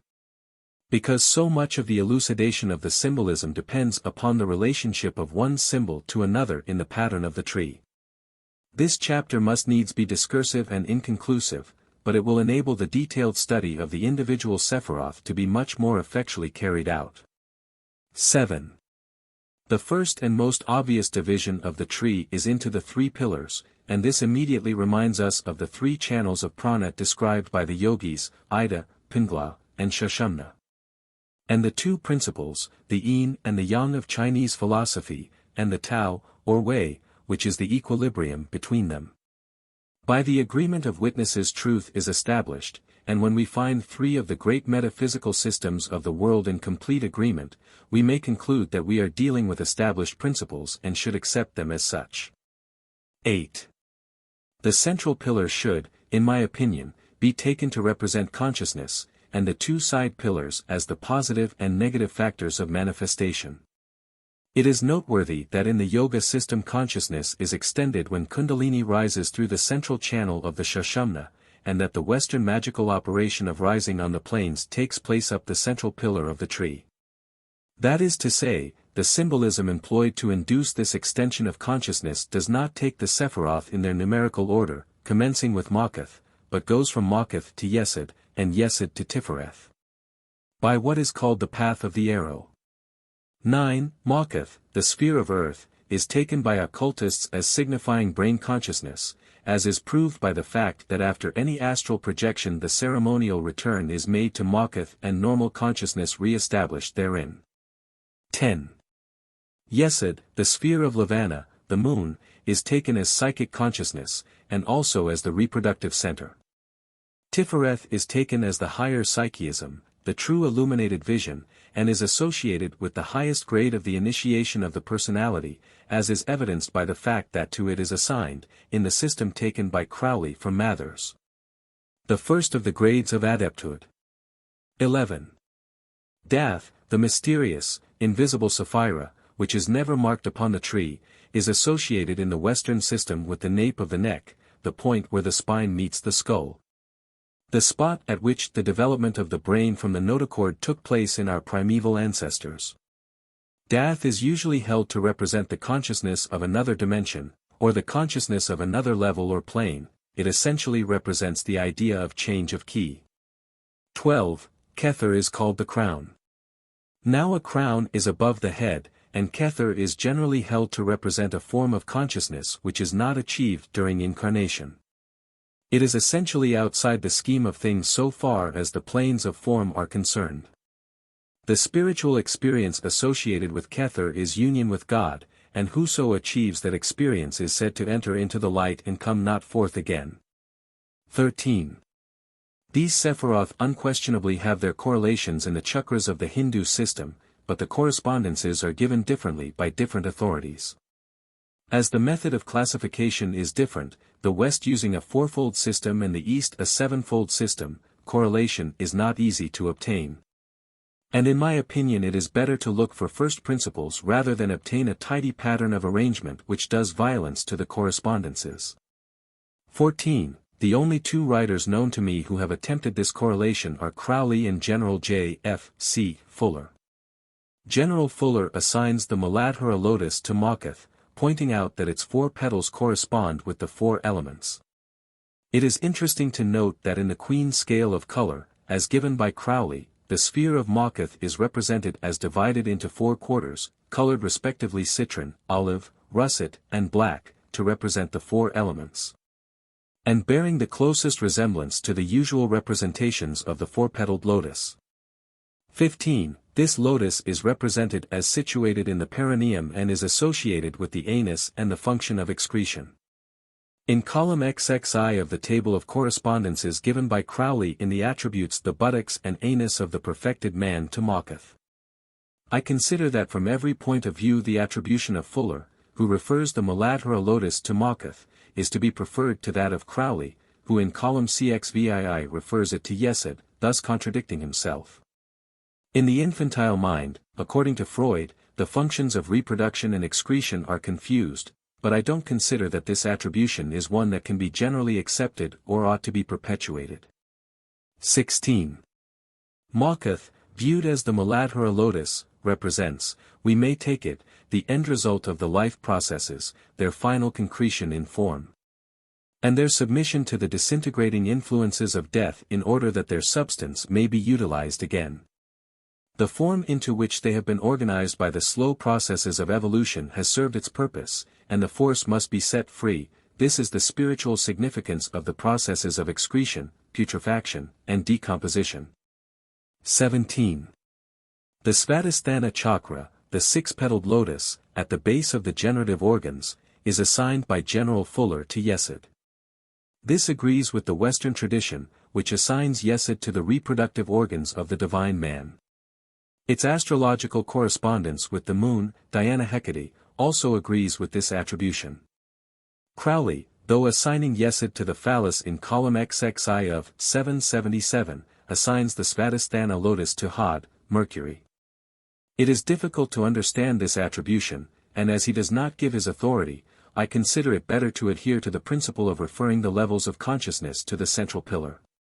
18.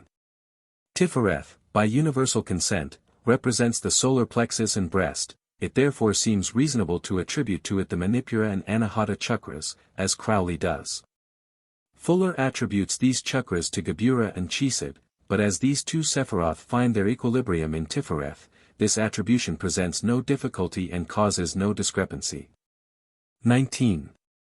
In the same way the Visuddha chakra, which in the Hindu system correlates with the larynx and is referred to Bina by Crowley, and the Ajna chakra at the root of the nose, which correlates with the pineal gland and is referred to Chakma by the same authority, may be taken as uniting for function in Dath, situated at the base of the skull. 20. The Sahasrara chakra, the 1,000-petaled lotus, situated above the head, is referred by Crowley to Kether, and there can be little reason to quarrel with this attribution, for it is foreshadowed in the very name of the first path, Kether.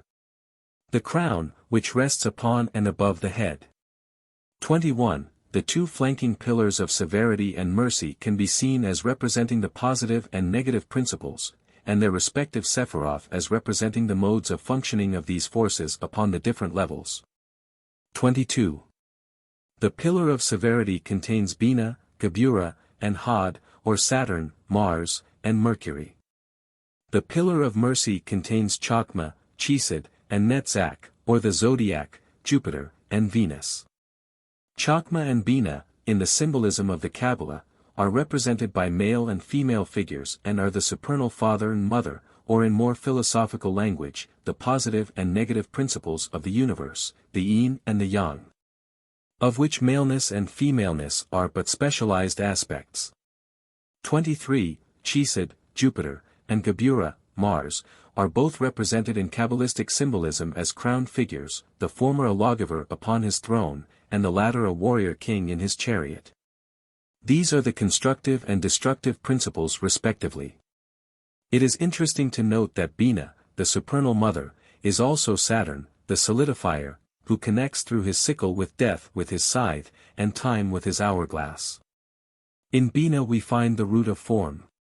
It is said of Makath in the Seper Yetzirah that it sitteth upon the throne of Bina, matter has its root in Bina. Saturn death, form is the destroyer of force. With this passive destroyer goes also the active destroyer, and we find Mars Geburah immediately below it on the pillar of severity. Thus is the force locked up in form set free by the destructive influence of Mars, the Shiva aspect of the Godhead. Chakma, the zodiac, represents kinetic force, and Chesed, Jupiter, the benign king, represents organized force, and the two are synthesized in Tifereth, the Christ center, the Redeemer and Equilibrator. 24. The next trinity, of Netzach, Hod, and Yesod, represents the magical and astral side of things. Netzach, Venus, represents the higher aspects of the elemental forces, the green ray, and Hod, Mercury, represents the mind side of magic. The one is the mystic and the other the occult, and they synthesize in the elemental Yesod. This pair of Sephiroth should never be considered apart, any more than the upper pair of Geburah and Gedulah, which is another name for Chesed. This is indicated by the fact that the Kabbalah attributes them respectively to the right and left arms and the left and right legs. 25. It will thus be seen that the three-form Sephiroth are in the pillar of severity, and the three-four Sephiroth in the pillar of mercy, and between them, in the pillar of equilibrium, are set the different levels of consciousness. The pillar of severity, with Bina at its head, is the female principle, the Pingla of the Hindus and the Yang of the Chinese. The pillar of mercy, with Chakma at its head, is the Ida of the Hindus and the Yin of the Chinese. And the pillar of equilibrium is Shashamna and Tao. The gods upon the tree. 1. All students of comparative religion and its poor relation, folklore, are agreed that primitive man, observing and beginning to analyze the natural phenomena surrounding him, attributed them to the agency of beings akin to himself in nature and type, but transcending him in power. As he could not see them, he not unnaturally called them invisible. And as he could not see his own mind during life, or his friend's soul after death, he concluded that the beings that produced natural phenomena were of the same nature as the invisible but active mind and soul. 2. Now all this sounds very crude as it is put by the anthropologists, but that is only because when translating savage ideas they choose words that have crude associations. For instance, the standard translation of one of the chief scriptures of China refers to the venerable philosopher Lao Tse as the old boy. This sounds comical to European ears, yet it is not so far removed from the words of another scripture which has been fortunate enough to receive translation at the hands of those who reverenced it, except ye become as a little child. I am not a sinologue, but I incline to the opinion that the translation, eternal child, would have been equally accurate and in better taste. 3. There is a saying in the mysteries, see that ye blaspheme not the name by which another knoweth his God. For if ye do this in Allah, ye will do it in Adonai. 4. And after all, was primitive man so very far off the mark when he attributed the causation of natural phenomena to activities of the same nature as the thought processes of the human mind, but upon a higher arc? Is not that the point towards which both physics and metaphysics are gradually converging?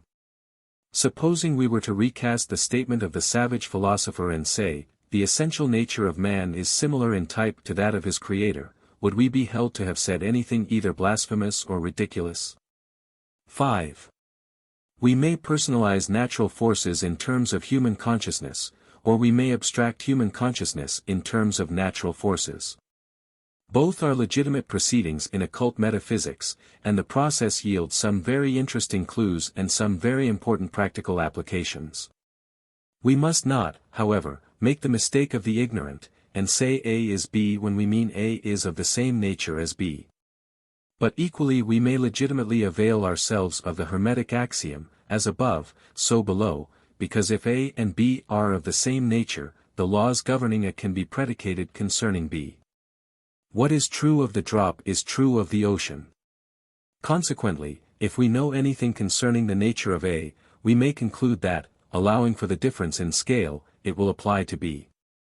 This is the method of analogy used in the inductive science of the ancients, and provided it is counterchecked by observation and experiment, it can yield some very fruitful results and cut out many leagues of weary wandering in the dark. 6.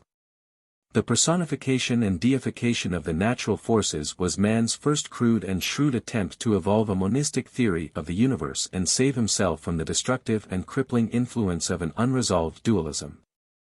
As age by age extended his knowledge and elaborated his intellectual processes, he read more and more significance into the first simple classifications. Nevertheless, he did not discard his original classifications, because they were fundamentally sound and represented actualities. He simply elaborated and extended them, and finally, when he fell on evil times, overlaid them with superstition. 7. We should not, therefore, regard the pagan pantheons as so many aberrations of the human mind, nor should we try to understand them from the viewpoint of the uninstructed and uninitiated. We should try to find out what they must have meant to the highly intelligent and cultured high priests of the cults in their heyday. Compare Madame David Neal and W. B. Seabrook on the subject of heathen rites with the reports of the average missionary. Seabrook shows us the spiritual significance of voodoo, and Madame David Neal shows us the metaphysical aspect of Thibetan magic. These things appear in one way to the sympathetic observer who wins the confidence of the exponents of these systems and succeeds in being received into their holy of holies as a friend. And who goes to learn instead of merely to observe and ridicule, and in another way to the beef-fed zealot, who walks into the holy place in his dirty boots and gets stoned by the indignant worshippers.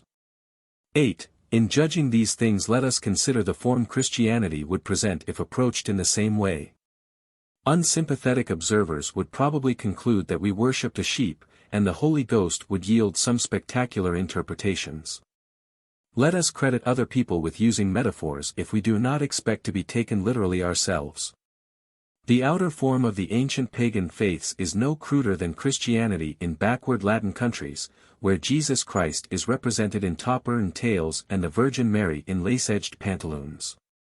The inner form of the ancient faiths can compare very favorably with the best of our modern metaphysicians.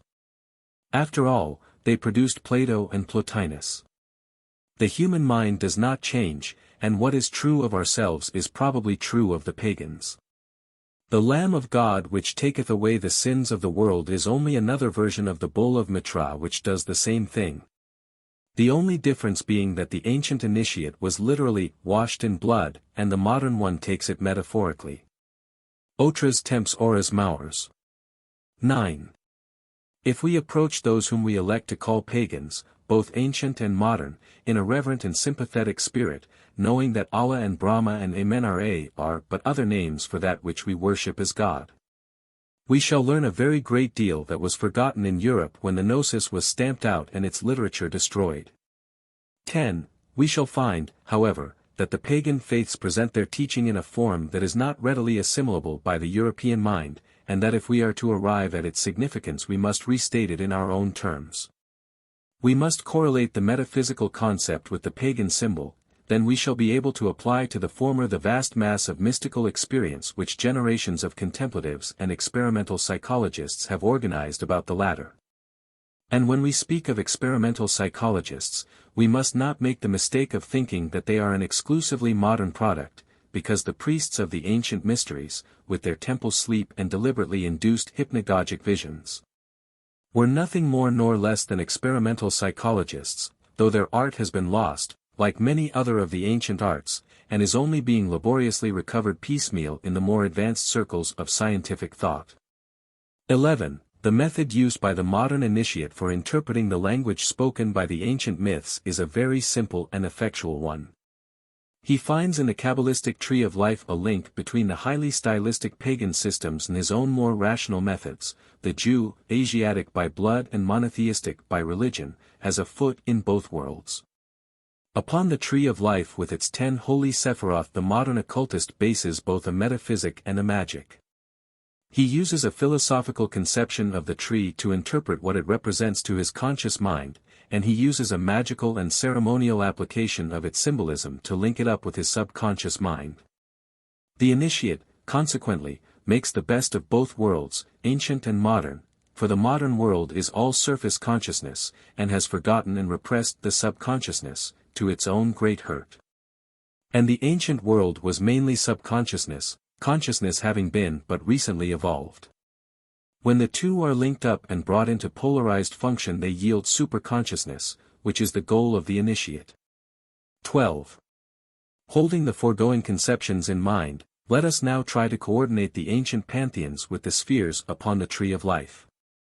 There are 10 such spheres, the 10 holy Sephiroth, and between these we must distribute, according to type, the different gods and goddesses of whatever pantheon we wish to study. We are then in a position to interpret their significance in the light of what we already know concerning the principles represented by the tree. And to add to our knowledge of the tree all that is available concerning the significance of the ancient deities. 13. This is, obviously, of great intellectual value, but there is another value which does not so readily appear to the average man who has had no experience of mystery workings. The performance of a ceremonial rite symbolically representing the working of the force personified as a god, has a very marked and even drastic effect on the subconscious mind of any person who is at all susceptible to psychic influences. The ancients had brought these rites to a very high pitch of perfection, and when we moderns are trying to reconstruct the lost art of practical magic we can go to them with great profit. The whole philosophy of European magic is based upon the tree, and no one can hope to understand it or use it intelligently who has not been trained in the Kabbalistic methods. It is this lack of training which makes popular occultism so very apt to degenerate into the crudest superstition. Your number in your name becomes a different thing when we understand the mathematical Kabbalah. Fortunes in teacups are another matter when we understand the significance of the magical images and the method of their formulation and interpretation as a psychological device for penetrating the veil of the unconscious. 14. Broadly speaking, then, we sort out the gods and goddesses of all the pagan pantheons into the 10 pigeonholes of the 10 holy Sephiroth, relying chiefly upon their astrological associations to guide us. Because astrology is the one universal language, for all people see the same planets. Space is referred to Kether, the zodiac to Chakma, the 7 planets to the next 7 Sephiroth, and Earth to Makath. Consequently, any god who has an analogy with Saturn will be referred to Bina. As will any goddess who might be termed the primordial mother, the superior Eve, as distinguished from the inferior Eve, the bride of Microprosopos, Makath.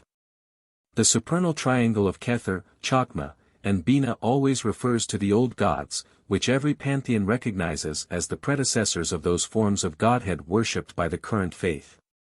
Thus Rhea and Kronos would be referred to Bina and Chakma, and Jupiter to Chesid. All the corn goddesses refer to Makath, and all the lunar goddesses to Yesod. The war gods and destructive gods, or divine devils, refer to Geburah, and the goddesses of love to Netzach. The initiator gods of wisdom are referred to Hod, and the sacrificed gods and redeemers to Tifereth. So great an authority as Richard Payne Knight in his valuable book, The Symbolic Language of Ancient Art and Mythology, speaks of the remarkable concurrence of the allegories, symbols, and titles of ancient mythology in favor of the mystic system of emanations. With this clue we sort out the pantheons, thus enabling ourselves to compare like with like and make the one illuminate the other. 15. In the system he gives in his Book of Correspondences, 777, Crowley assigns the gods to the paths as well as to the Sephiroth. This, in my opinion, is a mistake and leads to confusion. It is the Sephiroth alone that represent natural forces. The paths are states of consciousness. The Sephiroth are objective and the paths are subjective. It is for this reason that in the working glyph of the tree used by initiates the Sephiroth are always represented in one color scale and the paths in another. Those who possess this glyph will know to what I refer. 16. The paths themselves, in my opinion, should be regarded as under the direct presidency of the holy names governing their Sephirothic attributions only, and should not be confused with other pantheons. For although we may go to other systems for intellectual enlightenment, we are unwise to attempt to mix the methods of practical working and unfoldment of consciousness. 17. For instance, the 17th path, between Tifereth and Bina, is assigned by the Seper Yetzirah to the element of air. We are far wiser to work it with the right of the element of air and the holy names assigned thereto, and to approach it through the appropriate tattva, rather than confuse the issue with the associations of the assorted collection of deities. Castor and Pollux, Janus, Apollo, Murti, and other incompatibles assigned to it by Crowley, whose correspondences present an inextricable tangle of associations. 18. The Sephiroth should be interpreted macrocosmically, and the paths microcosmically, thus we shall find the clue to the tree in both man and nature. Practical work upon the tree. 1.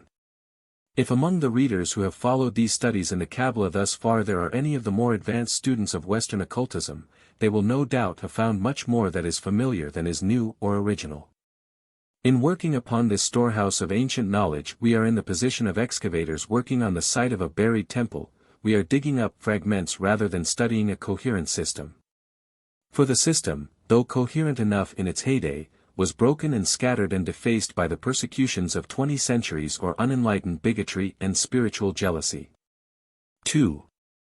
More work has been done upon these scattered fragments than is generally realized, however. Madame Blavatsky gathered together a great mass of data and exposed it to the gaze of a public which understood it little better than the child gazing at the cases in a museum and marveling at the queer things they contain. The scholarly work of G.R.S. Mead has given us much information concerning the gnosis, the esoteric tradition of the Western world during the earlier centuries of our epoch. Mrs. Atwood's monumental book has revealed the significance of the alchemical symbolism to us. None of these, however, have expounded the Western tradition as initiates of that tradition, but have approached it from outside and either pieced together its fragments or, as in the case of Madame Blavatsky, interpreted it by analogy in the light of the more familiar system of another tradition. 3. Those who approached the study of the subject from the inside, that is to say, with the initiatory keys, and employed it as a practical system for the exaltation of consciousness have, for the most part, maintained a secrecy which, though it might have been not only justifiable and even essential in the days when the Holy Inquisition rewarded such researches with the stake, is difficult to assign to any more creditable motive in our liberal age than a desire to create and maintain prestige. A very effectual corner in occult practice, if not in occult knowledge, has been established and maintained among English-speaking peoples for the last quarter of a century. A corner that effectually defeated the spiritual impulse which should have given rise to a renaissance of the mysteries during the last quarter of the last century.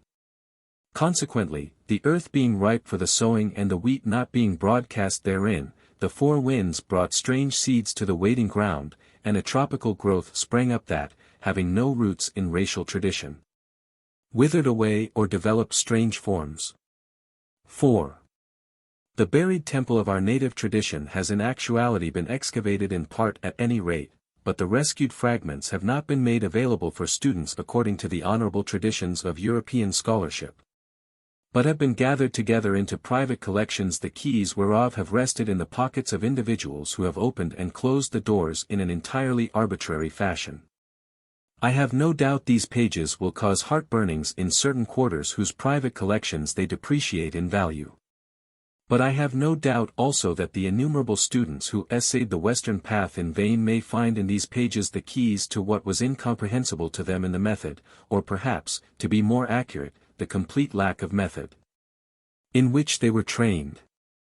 Speaking for myself, it took me 10 years' work in the dark before I found the keys, and I only found these in the end because I was sufficiently psychic to pick up the inner plane contacts.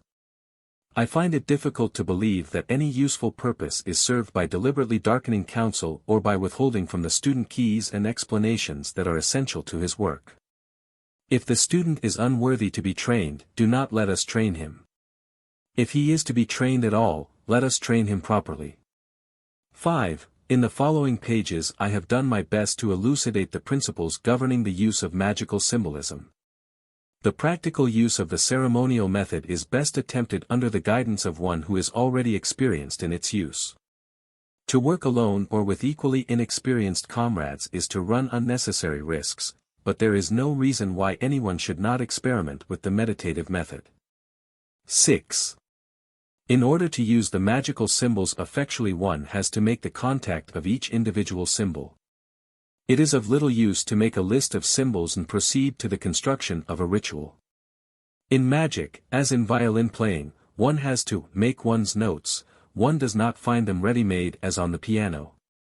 The student of the violin has to learn to make each individual note before he can play an air. So it is with any occult operation, we must know how to construct and contact the magical images before we can work with them. 7. The sets of symbols associated with each of the 32 paths are used by the initiate to build up the magical images. It is necessary that he should know these symbols not only in theory, but also in practice. That is to say, he must not only have them thoroughly well rooted in his memory, but must also have performed meditations upon them individually until he has penetrated their significance and experienced the force they represent. To know the vast range of symbols associated with each path is, of course, the work of a lifetime, but the student must learn the key symbols of each path as the essential preliminary to his studies. He is then able to recognize all other symbol forms as they come his way and assign them to their proper classification. His knowledge will thus develop under two aspects: firstly, the knowledge of the symbolism in its infinite ramifications. And secondly, the philosophy of the interpretation of that symbolism. Once he has mastered a working knowledge of the concepts of esoteric cosmogony and has the general scheme of symbolism assigned to each sapphira well fixed in his memory, the student is equipped with a card index system and can commence filing. Collecting the material for his files from every imaginable source in archaeology, folklore, mystical religion, travelers' tales, and the speculations of ancient and modern philosophy in ultramodern science. 8. The uninitiated inquirer may wonder how the enormous mass of data is kept sorted in the memory. To begin with, the serious student who uses the tree as his meditation method works at it regularly every day. Moreover, it will be found by experience that the assignation of symbols to each sapphira has a peculiar logical basis, hidden somewhere deep in the subconscious mind. And the symbol sequences are not nearly so difficult to remember as might be supposed, especially if they have been used for meditation. Some of the symbols refer to the concepts of esoteric philosophy, some to the methods of projecting consciousness in vision, and some to the composing of ceremonial. The student must remember, however, that the symbols will never yield their significance to conscious meditation alone, however correctly and completely they are known. They must be used as the initiates intended them to be used, to evoke images from the subconscious mind into conscious content.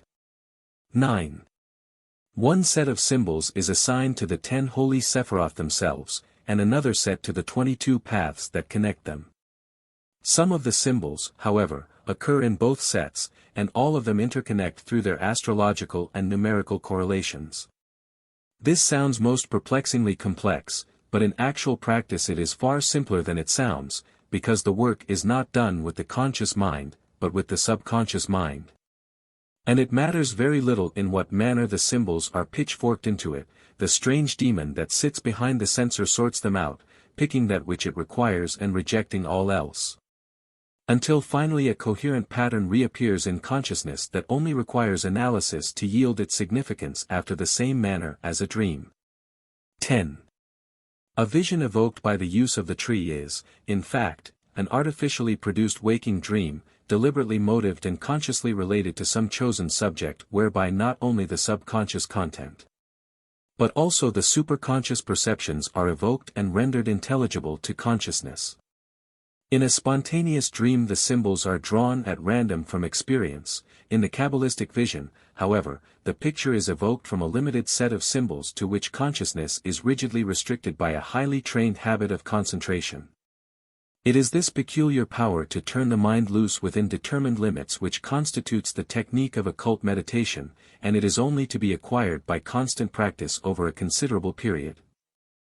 It is this which constitutes the difference between the trained and the untrained occultist. The untrained person may be able to detach consciousness from the control of the directing personality and thus allow the images to rise, but he has no power to restrict and select what shall appear, and consequently anything may appear, including a varying proportion of subconscious content. The trained occultist, however, accustomed to use this method in his meditations, is able to swing instantly clear of the normal subconscious content unless it is disturbed by emotion, in which case he is liable to be entangled in its meshes. But even in this case his method is his protection, for he is immediately able to recognize confused symbolism in the images because he has a definite standard of comparison with which to compare them. 11. In studying the tree the student should always think of each sapphira under the threefold aspect we have already mentioned of philosophy, psychism, and magic. To this end he should always think of it firstly as representing a certain factor in the evolution of the cosmos in the immemorial past of cosmic time, whether it remains in manifestation, has passed away, or has not yet arrived at the level of dense matter. 12. With this aspect of the tree are also taken the curious cryptic texts of the Sefer Yetzirah, one to each path. These most baffling utterances have a curious way of yielding sudden flashes of illumination to meditation and are by no means to be rejected as rubbish, incomprehensible though they may appear at first sight. 13. Another source of illumination is to be found in the additional titles of the Sephiroth, each of which has anything from 1 to 2 or 3 dozen. These are graphic descriptive names applied to the various Sephiroth by the ancient rabbis and found scattered through the Kabbalistic literature, and they tell us a great many things. For instance, the titles, Concealed of the Concealed, and Primordial Point, that are applied to Kether convey a good deal to those who know where to look for it. 14. We can also, once we are acquainted with the symbolism, assign to the various Sephiroth their equivalent gods in other systems, and when we look up the symbols, functions, cosmic concepts, and methods of worship assigned to these deities we get a fresh flood of illumination. By the use of a good mythological dictionary or an encyclopedia, Fraser's Golden Bough, and Madame Blavatsky's Secret Doctrine and Isis Unveiled, we can, by the mere application of diligence, read a great many riddles that at first appeared insoluble, and the exercise is a fascinating one. When used thus the tree is peculiarly valuable, because its diagrammatic form causes things to be seen in relation to each other, thus causing them to throw light upon each other. 15. In order to manipulate the psychic aspect of the tree and its paths the occultist uses images, because it is by means of images and the names that evoke them that vision is formulated. He associates with each sapphira a primary symbol, which is called its magical image. Secondly, he associates with it in his mind a geometrical form which, in various ways, embodies its characteristics, and when he composes symbols he uses that form as the basis. For instance, Geburah, Mars, the fifth sapphira, has assigned to it a pentagon or five-sided figure. Any symbol of Geburah, whether it be a talisman, an altar to Mars, or a mental picture of a symbol, would be in the form of a pentagon colored in one of the colors of the Mars color scale. 16. The most important forms upon the tree, however, are those associated with the 4 names of power assigned to each sapphira. With these are associated 4 colors in which they are conceived to manifest in a symbolic form in each of the 4 worlds of the Kabbalists. The highest of these is the God name, which manifests in Atziluth, the plane of spirit, and is the supreme name of power of that Sephirothic sphere and dominates all its aspects, whether cosmic, evolutionary, or subjective. It represents the idea underlying the development of manifestation in that sphere, the idea that runs through all subsequent evolution and expresses itself in all ensuing effects and manifestations. 17.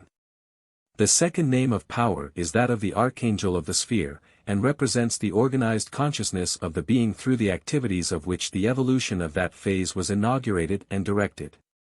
Although these beings are represented pictorially as of human form, though etherealized, it must not be thought that life and consciousness as we know them in any way correspond to their nature. They are more akin in essence to natural forces, yet if we consider them simply as unintelligent energy we shall have no adequate concept of their nature, because they are essentially individualized, intelligent, and purposive. Both these ideas must enter into our concept, modifying each other, till finally we shall arrive at a realization that differs very widely from anything to which Western thought is accustomed. 18. The third name of power denominates, not one being, but a whole class of beings, the choirs of angels as they are called by the rabbis, and these again represent intelligent natural forces. 19. The fourth denominates what we have called the mundane chakra. That is to say the celestial object which is looked upon as the product of the particular phase of evolution which took place under the presidency of that Sapphira and which represents it. 20. The third aspect under which we consider the Sephiroth is the magical aspect and is essentially practical. To arrive at this, we think of what may be experienced under the presidency of these different aspects of deity manifestation, and what powers may be wielded by the magician when he has mastered their lessons. 21. Each Sapphira has assigned to it a virtue, which represents its ideal aspect, the gift which it brings to evolution, and a vice which is the result of the overplus of its qualities.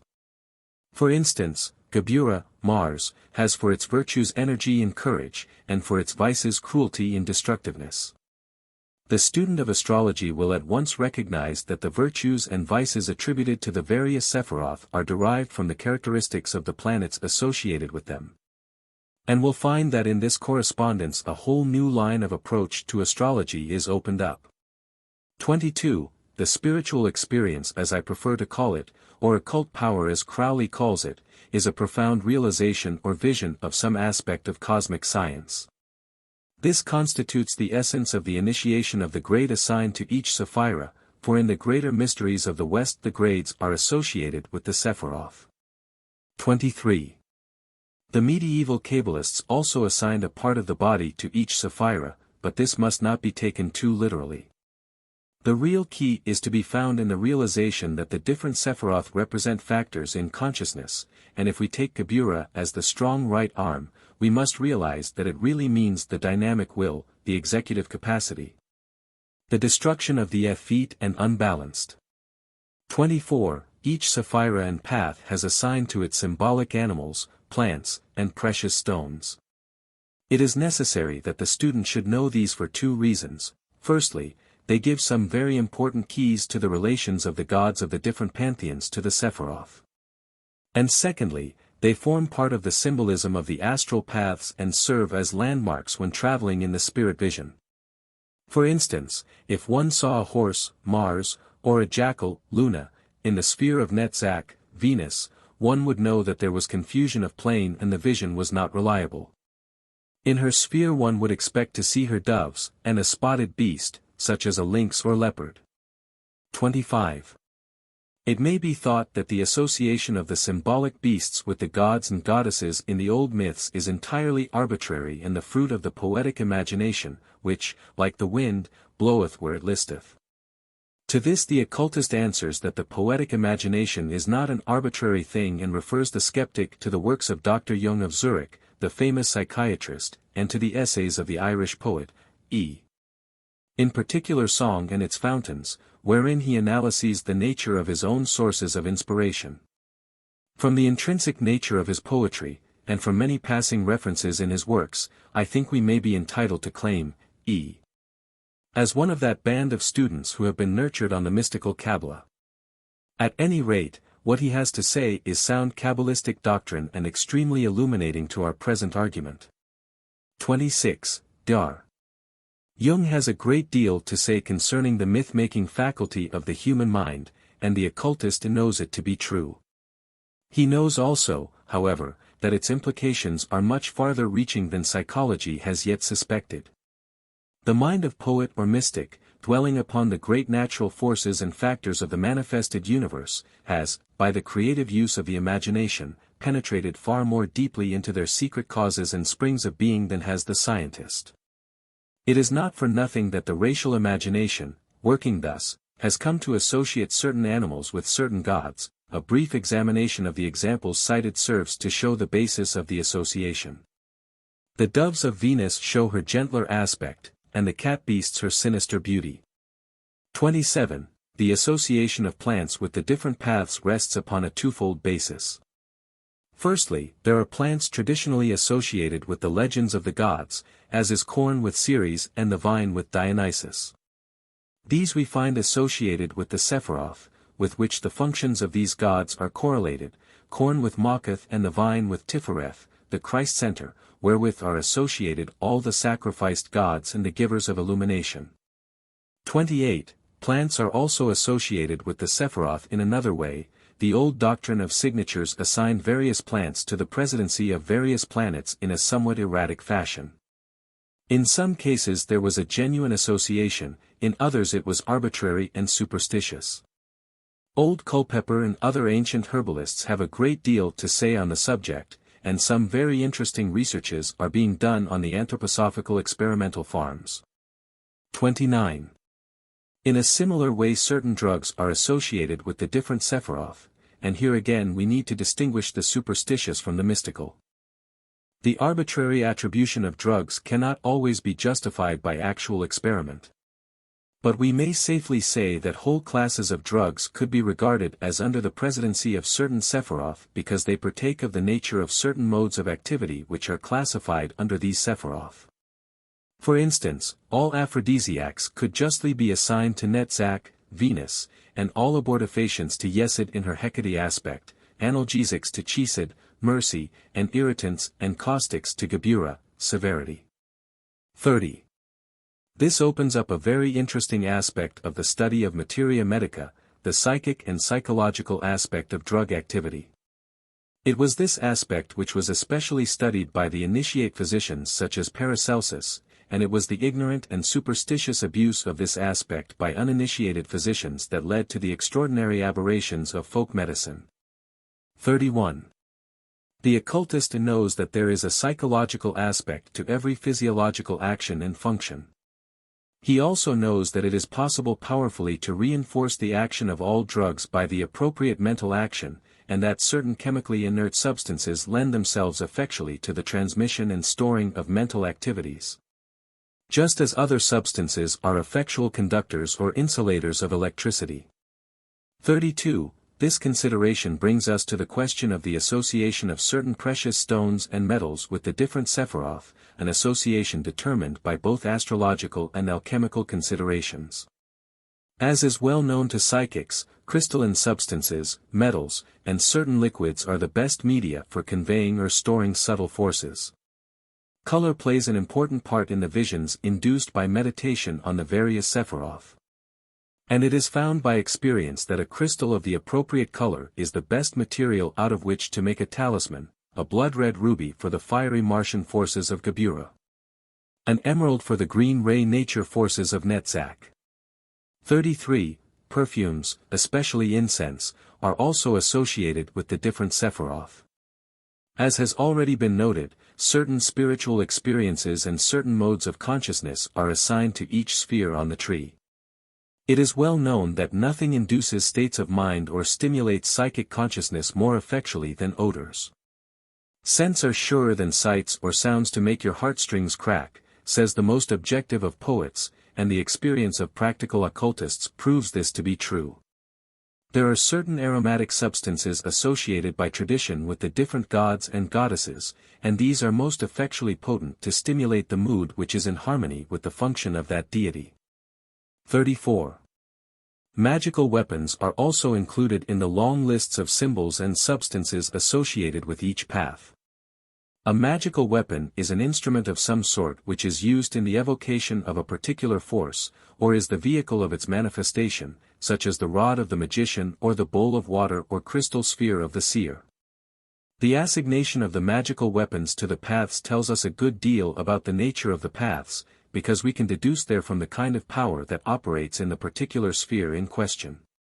35. As already noted, the various divinatory systems have their relations with the tree and find their subtlest clues therein. The associations of astrology are readily traced through the symbolism of the planets and elements and their triplicities, houses, and rulership. Geomancy links with the tree via astrology. And the tarot, the most satisfactory of all the systems of divination, rises from and finds its explanation in the tree and nowhere else. That may seem a dogmatic statement to the scholarly historian searching for traces of the origin of those mysterious cards, and, may we add, most lamentably failing to find it. But when it is realized that the initiate works the tarot and the tree together, and that they dovetail into each other at every imaginable angle, it will be seen that such an array of correspondences could be neither arbitrary nor fortuitous. 36. A most interesting and important aspect of the practical work of the tree concerns the manner in which ceremonial and talismanic magic are used to compensate the findings of the divinatory sciences. Each prick symbol of geomancy, each card of the tarot, and each horoscopic factor have their places assigned to them on the paths of the tree. And the occultist with the necessary knowledge can put together a ritual or design a talisman to compensate or reinforce each and any of these. 37. It is for this reason that divination by the uninitiated is apt to bring bad luck in its train, for it stirs the subtle forces by concentrating the mind upon them, without compensating that which is out of equilibrium by the appropriate magical effort. General considerations. 1. In Part 1 we considered the general scheme and method of using the Kabbalistic tree of life.